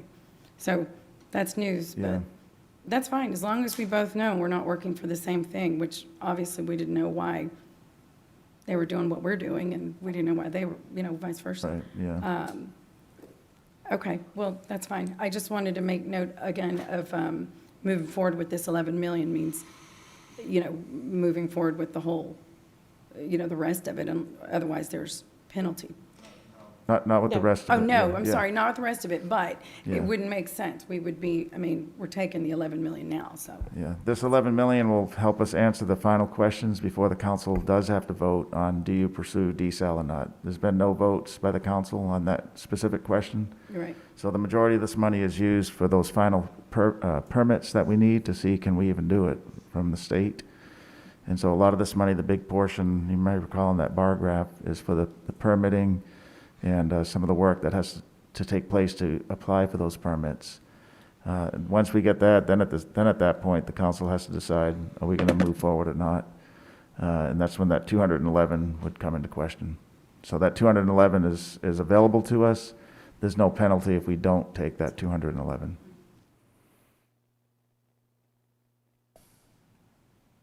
That it? Mr. Molina? Thank you, Mayor. I've got a question, and I think, Peter, you have just answered it.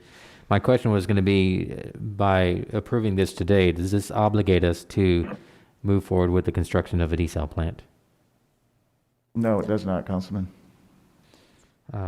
Okay. And I know during the last meeting, several of us had asked about additional information about groundwater. Is that something that you're still working on? Kevin, did you want to address that, the groundwater? We talked a little bit about it yesterday. I think in some part we have to get some clarity as to what that question was, but. Yes, Kevin Norton, Director of Water Utilities. So with regards to groundwater, there's been an ongoing dialogue, and it actually started, a while ago, several months back, with the companies, and it's the quality and really the availability and the reliability of it, and right now financially it just doesn't look like it's worth it, because it's more expensive to take the groundwater and treat it, put it into our distribution system with the pricing that we were given a couple of weeks ago during the presentations there. So financially, it doesn't make sense. It's another great backup source though, and it is available, and it's something we need to continue kind of refining our efforts there as we move into the future. Okay. can we set up a time to meet? And I'd like to see some of that information myself. Oh, yes, sir. Yes, sir. Appreciate it. Thank you. Mr. Hernandez? Thank you, Mayor. Just as a reminder, how much have we borrowed from the SWIFT fund prior to this amount? 2.7, yeah, 2.75 million. So a total with this one, a little over 14 million? Yes, Councilman. So we're going to be spending $14 million and we haven't even decided to go with desal. Is that what we're saying? Yeah, we haven't spent the 14 yet, but No, I'm the just saying we're 2.7 borrowing. yeah. We've already borrowed 2.75, Yeah, right? right. We're going to borrow another 11.4 million. Right. And we haven't even made a decision whether or not we're going to do desal or not. That's correct. The 11.4 does have, that's an up to amount, and so what we don't use, we'll probably can retire defease the some of the bonds debt, or yeah. We'll whatever, retire yeah. some of the debt, so. Yeah. That's an up to number. There is a contingency that we showed you in the slides of close to 2 million. So, I mean, it seems like by going out and getting permits to actually do desal, sounds like a decision to do desal. No, we have to see, can we get them? Just decide, can we do it? So we're going to spend a little over 14 million just to see if we can do it. It won't, all that money is not just to see if you can, but some of that is for the permitting. Because some of this 11 million includes land and power purchase agreements and so on. So some dollars have been spent in that Right, total I believe number. you said there was $2 million in contingency. Right. As a yeah, part of that yeah. 11. Yeah, some of the dollars have been spent, admittedly, in the millions to get permits. We can't ask the question until we have the permit in hand. I'm just saying, you're saying that, the council has not approved us actually doing desal, but we're That's spending correct. an awful lot of money saying we're not doing it. We're spending money to see, can we do it? Can we ask that question, can we do it? Well, we get to this process where we get to this point where we've already spent, let's say we get to the point where we've gone through the whole process, get the permits, and then we decide, we're almost handcuffed to decide to move forward with desal because we've already spent $14 million. Roughly saying, if we use all of it. Is that correct? I'm just saying, we're going to be spending up to $14 million because we've already spent 2.75, I'm assuming, since we're asking for more. So we're going to be spending up to $14 million, a little over, and we haven't even decided to move forward with desal. Yeah, you're gathering information and data to see, can we move forward with it? It seems like the decision should be made before we've gone forward with all this spending or planned spending.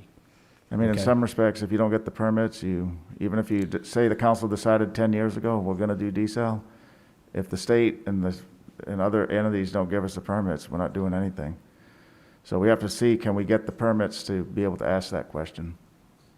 It's much like recall one of the water proposals from the 10 we had was the groundwater in Evangeline. Right. So That's that's my next set of questions. Right, they spent money testing wells, testing water pressures, so they're spending, I don't know if it's millions, but they have to spend money to see other sources, to evaluate that, get data, and do the analysis as a financial implication. So based on that, so you said that the groundwater was more expensive. Have you received a formal proposal via an RFP to actually determine that pricing? No, sir, we have not received a formal. So you proposal. really There's don't. not You- been an you RFP just- because you an just RFP, know. like Miles had said, it's a legal agreement and it obligates the city. We have got the information that we got, acquisition law, sir. We have received the information that we got from the RFI. They've provided unsolicited information to us, and it's been the same. And so the best deal that they're offering is $2.99 per 1,000 gallons untreated water to get to the Mary Roads pipeline. After that, if we take that and then we just treat it conventionally, again, it's going to be a little saltier than what we normally put out, but it costs about $1 to treat 1,000 gallons. So we're looking at $4 per 1,000 gallons. And right now, with our seawater desalination, and again, conservative estimates as we're going in, but we're looking at $3.70. And that number is going to keep on getting refined. So yes, sir, the groundwater is more expensive. Based on What not, they have not, given to us. not having a formal proposal. What they have Right. given to us, yes, sir. Okay, so we don't really know, for sure, Well- 100%, right? Well, they're trying to sell their water, so. Right, obviously. But yes, you're correct. If we're Okay, ready to so get I just into want to it- make sure, clarity, you said something that an RFP does not legally obligate us. Miles, can you chime in on that, please? No, I said an RFP does legally obligate. I don't believe just because somebody submits an RFP, it legally obligates us. I think we're not legally obligated by merely receiving a proposal. However, the mere concept of going out for requests for proposals does create an impression on the market that we are going to follow through with those with Correct. some type of agreement. So while we are not formally obligated, we do create an impression in the market, and our credibility is on the line. Okay, I know several times where we went out for an RFP and didn't select anybody. So I guess we don't have a lot of credibility. Is that what you're saying? Just because we go out for an RFP and don't select anyone? No, what I'm saying is when you go out for RFP, you are making a good faith statement that you plan to enter into a contract, because quite often companies are spending hundreds of thousands of dollars to respond to your request for proposals. So That's yes, correct. you don't do it lightly. That's correct, but we're doing the same thing, right? We're looking forward to spend over $14 million without really any real commitment. Well, the commitment is to find a water supply for the future. Now, if this is Well, what I'm trying to get at, Mayor, is that, here we are in this process, and we're spending all this money, and we haven't decided to go through with a full commitment. Obviously, I understand. we're not in uniform. It's not a unanimous decision on City Council for this, and because I don't feel we've actually done enough work on on other options. And honestly, I think going forward with this obligates us to a position to where we have fewer and fewer options the further down we go. As made by the presentations of nearly all the desal companies that came in here, they said you should do a P3. If you're going to consider it, you should do it earlier rather than later. So we're going to go down this process, and we're going to have fewer and fewer options, and it's going to be only design build, or design build operate, or design build operate transfer, whatever that may look like. You're kind of eliminating a lot of options. And then to pour salt on the wound, if we decide not to go with this $11 million, we get fined. That's just, it's frustrating, to say the least. And, how much do we have in the funding that we receive for the 25-cent fee? How much do we have? We have several $1 million. No, it's $3 million annually. How much, what's the total, you guys? $6 million? We have about 7 to 8 million, Councilman. So we have 7 or 8 we have that million other dollars. fund too. What's that? We have that water development fund too. Yeah, we do. That's 12 So million. we have this money that's sitting in an account somewhere, and we're going out to borrow money, even if it's at a low rate. Is it really needed? It's part of the bigger picture, Councilman. So the 211, our application is for up to that 220. There's no small amount. There's not an application for the 11 million. The application we So put are in we is- going to get penalized No, if we we're don't not. accept the 200 million? No. If we're okay with just getting the 11 million, but Yeah, we're not gonna- if we don't go forward, or if There's we don't no get the penalty. permits, are we going to get penalized again? No, we're not. There's no penalty on the if you don't go to the 211 million. No penalty at all. So Yes, just to sir. explain that, so, we when we came to council in August, we had to sign, do the financial agreement, and we agreed to do the 11.4. As we move forward with this, again, we'll be coming to council if it is the decision to move forward with the construction of the desal plant. Again, we'd be coming to council as we're ready to do that, making that financial commitment that we would commit to the 211. So it's the only reason why we're in a possible penalty situation right now is that we did make that financial commitment to Texas Water Development Board, and they moved forward with their bond program in good faith. Well, I think it's disingenuous to say we're not doing desal, or saying we're not committing to desal, and yet spend this amount of money in the process of going after desal. And I'm not that old, but I wasn't born yesterday, and this seems very, very deceptive. And so I'll leave it at that. Thank you. Mr. Smith? Thank you. Mr. Ramos, how many acre feet are we permitting for with these permits? Diversion, we're permitting for the Inner Harbor 93,000 acre feet per year for the Inner Harbor diversion, and around 186,000. I'm not talking about the diversion. I'm talking about how much will we get in potable water. Potable water, produced water, it would be 30 MGD in the Inner Harbor and 40 MGD on the La Quinta. About 77,000 acre feet. Yes, sir. Okay. Do you know how many acre feet the Vista Ridge project is? 55,000 acre Okay. feet. So we're doing 77,000, they're doing 55,000.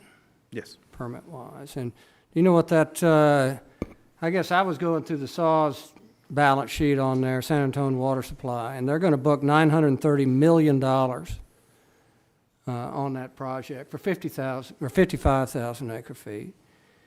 And they're also going to, that doesn't include the $200 million in improvements they have to do on their side to bring it in. So it's a $1.12 billion, and I understand it's 14 million sounds like a lot, but this is getting us going. And you look at the Carlsbad project out there that San Diego Water Authority didn't take any risk on it, and they're paying $8.35 a thousand.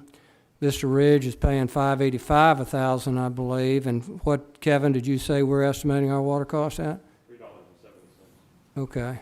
And so what we're doing is risk aversion. Now, we can go ask somebody else, go get the permit and take all that risk, and what happens? You pay $6 a thousand like you're seeing in Saws, or $8 a thousand here. I think it's always been my goal to go with the lowest cost water. But I would like to see, we did get, I've got full faith in the groundwater people that gave us some numbers, and to see how those two, so we know those are both take-or-pay contracts. We asked the question, it's 28,000 acre feet for Evangeline, and the Dimmitt is, I believe, were they 40 or 50,000 acre feet by the take-or-pays on there? They said 50. Okay, it's a scale, but I'd like to see how that looks compared to our estimates that we have for our 20 MGD plant, because we have to look at this. So right now, Steve, how much are we consuming water-wise? Water-wise, for the entire region, we consume about 103, 104 MGD. Okay, so we're 115,000 acre feet. Mm-hmm. So we're not buying for the next 2 or 3 years. We're buying for decades by 77,000 acre feet, which we'll be bringing on as needed, right? We're not obligating ourselves to any take or pay. Anything like 30 years to take or pay, is that correct? That is correct. So we can add, and we heard in that great presentations that you can add in modules, 5 MGD at a whack? Yes. 5,500 acre feet, more or less. So this gives us the scalability that we lack in some of these other mega projects, so to speak. Exactly, and that's what the intent of the $11.4 million is to do those due diligence, to find those fatal flaws, to make sure that we're doing everything so that when we do go out for procurement, we know exactly what we need to do so that we can bring a feasible, economically viable project to our coastal bend. Okay, and so your internal analysis, Kevin just said that desal is at a lesser cost than the groundwater, based on the prices that we received in public, we asked for and solicited.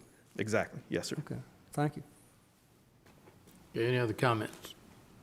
Yeah, Mayor, I have a comment. Okay. I got a comment before I have a question. So, it's interesting that the analogy has been brought up that we're, essentially, being or wasting our money in terms of using the 11.4 million. But if you go back and you take a look at, we spent 572,000, I believe. Is that the number for North Beach? To really take a look at the feasibility of spending a minimum of 42 million. And this council voted on that and understood that concept.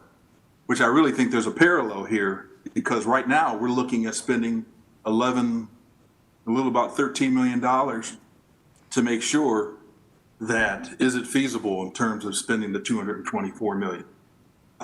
So I understand that. I think sometimes you have to do that. I know in my business, before we get out there and we build a 42,000 square foot commercial building, you've got to get a subject to appraisal. You know, what are the real costs?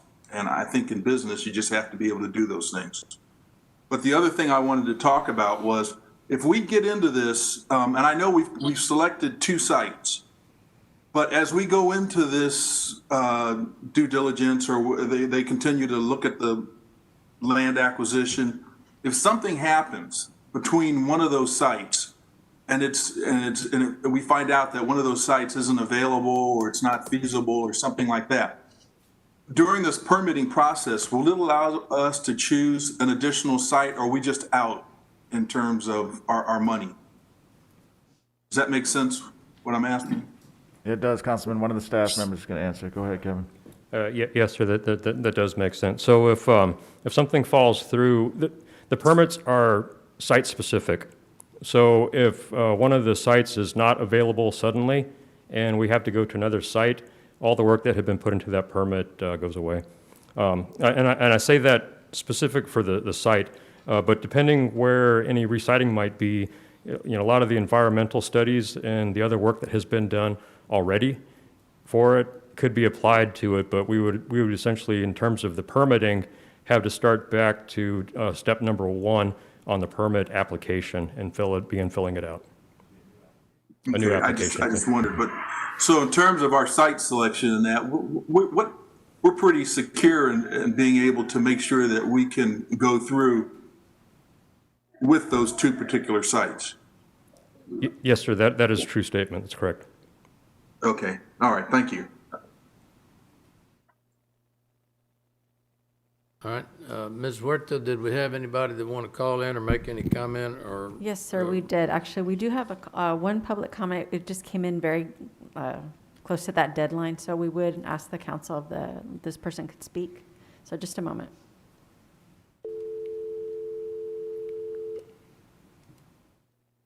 Mr. Summerlin, are you still there?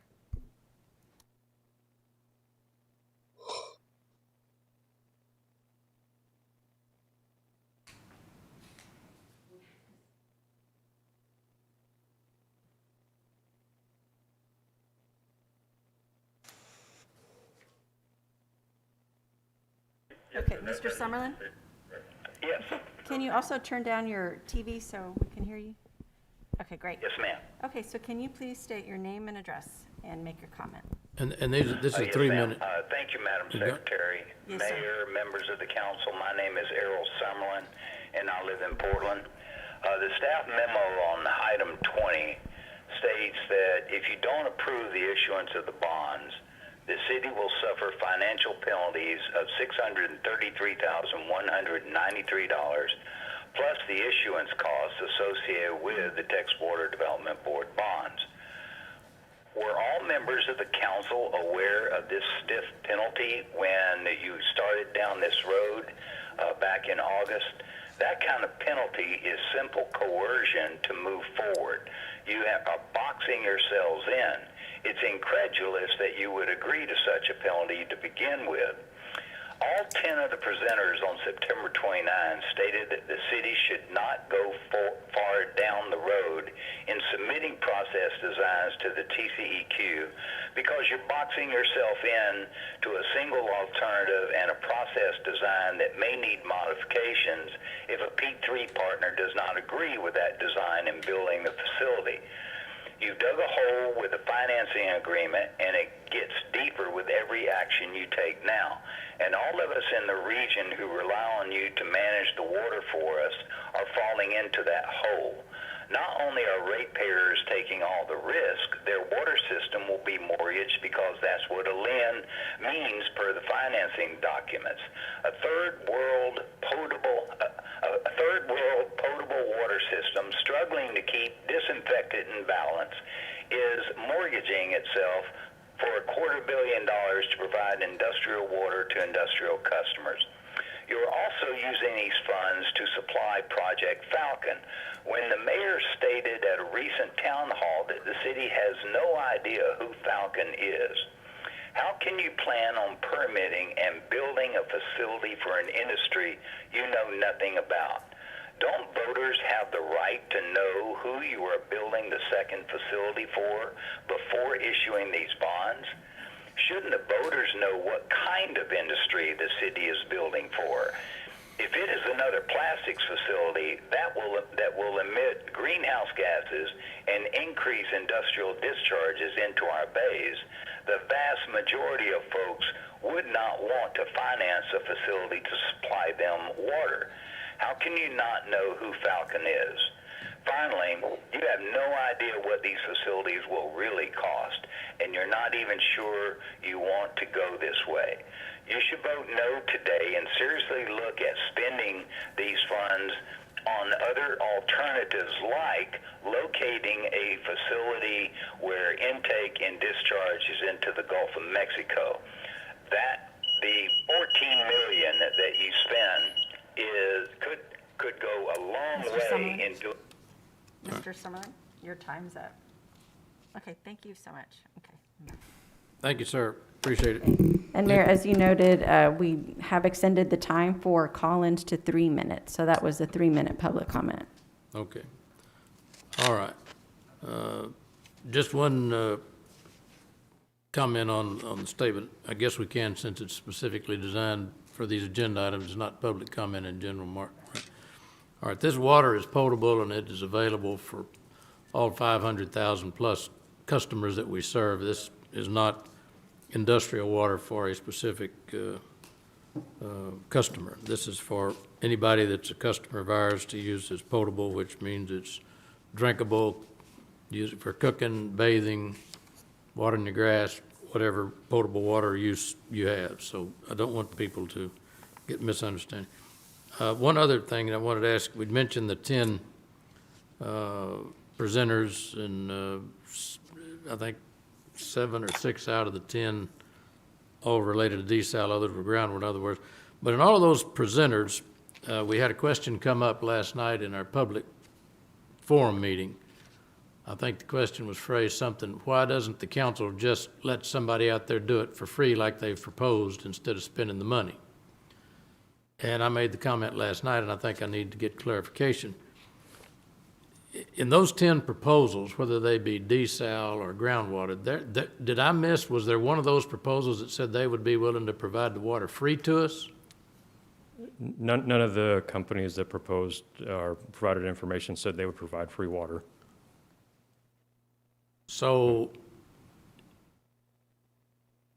the city and the people that are going to use the water are going to pay for it, whether it's groundwater, whether it's desal water, whether it's surface water. I mean, those of us that use the water, water our grass, take baths, brush our teeth, flush our commodes, wash our boats, we're going to pay that by what we use comes through the spigot at our house and an industry and everything else, right? Yeah, that's correct, sir. So there wasn't anybody making a free proposal. I mean, I'd taken that in a nanosecond, but I didn't hear it, and I just want to make sure that I didn't miss something. You did not, sir. All right, thank you. Anyone else? Mr. Smith, you have a comment? I want to address water quality. So I'm not talking about our water system as it was in the years past, but currently, what's our water system rating? How are we ranked by the TCEQ? The Texas Commission on Environmental Quality rated us as a superior public water system. And how long have we had that superior rating? It's been several years. I'm not sure when. Okay, 5 Steve, years. do you know? A couple of years, 3 years? Yes, over 3 years. Okay, and what does a superior water rating by TCEQ actually mean? How many systems get a superior water rating? It's about 10% of the public water systems in the state of Texas. Okay, so our regulator, the TCEQ, said we're better than 90% of the water systems? Yes, sir, that's correct. So a statement that said we're a third world water system, would you agree that that's? Absolutely not, absolutely not. Okay. And the last time the TCEQ inspected us was last summer. Okay, so by TCEQ, the same outfit that really bore down on us and got us to spend tens of millions of dollars to improve our system now said we're in the top 10% of water systems in the state of Yes, sir, Texas that's by that superior water rating. We are, yes, sir. Okay, thank you. Okay, any other questions or comments? Anyone else that made a request? All right, then I'll entertain a motion on item 20 for approval. So Move to approve. All right, is there a second? I'll second it. All right, there's a motion and a second. Ms. Huerta, would you like to call the roll on this, please? Yes, sir. So for passage of ordinance 20 on its first reading, Mayor McComb, Aye. Council Members Barrera, Aye. Guajardo, No. Hernandez, I abstain. Hunter, Aye, sorry, mute button was on. no problem, Molina, Aye. Roy, Aye. and Smith. Aye. The ordinance passes. All right. Item, well, next session, it's 2 o'clock, but this pretty much will end our meeting. We go into executive session under, what do I do with it here? We got to go into executive session.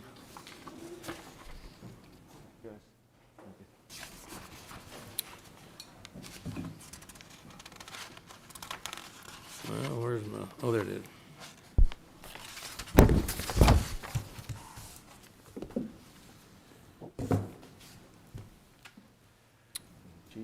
Well, where is it? Go into executive session under, let's see here, what the. It's item Gotta get 21, the legal Mayor. language. You didn't put it in here this time? I did, but I put the wrong number actually on there by mistake. So it's on page 4, and it's actually item 21.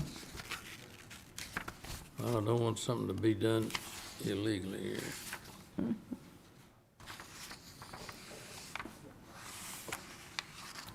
All right, page it ought to 4. be, you said you put the, I put item 32. It's actually item 21. all right, it's item 21, well, that's what, okay. All right, then, the council will go into executive session on item 21 per the Texas Government Code, sections 551.071 and 551.072, and we'll return, it's 2 o'clock, let's say we'll shoot for 2:30, if not sooner. And at the same time, we'll also use that as our lunch break. So we'll recess, go into executive session. Thank you.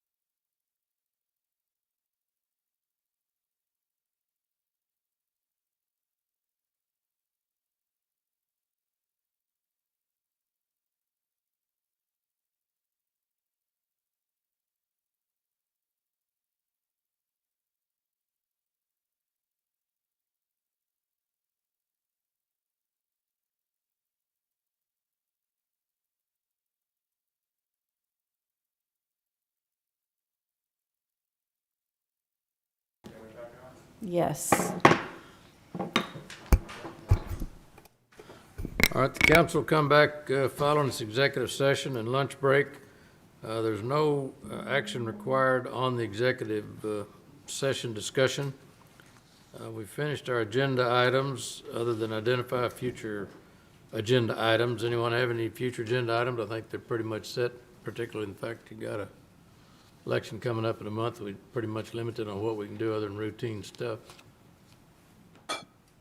If I don't see any lights on for future agenda items, we have a meeting next week, Yes, sir, Mayor, we do. 11:30. Yes. All right, in the interim, we're adjourned.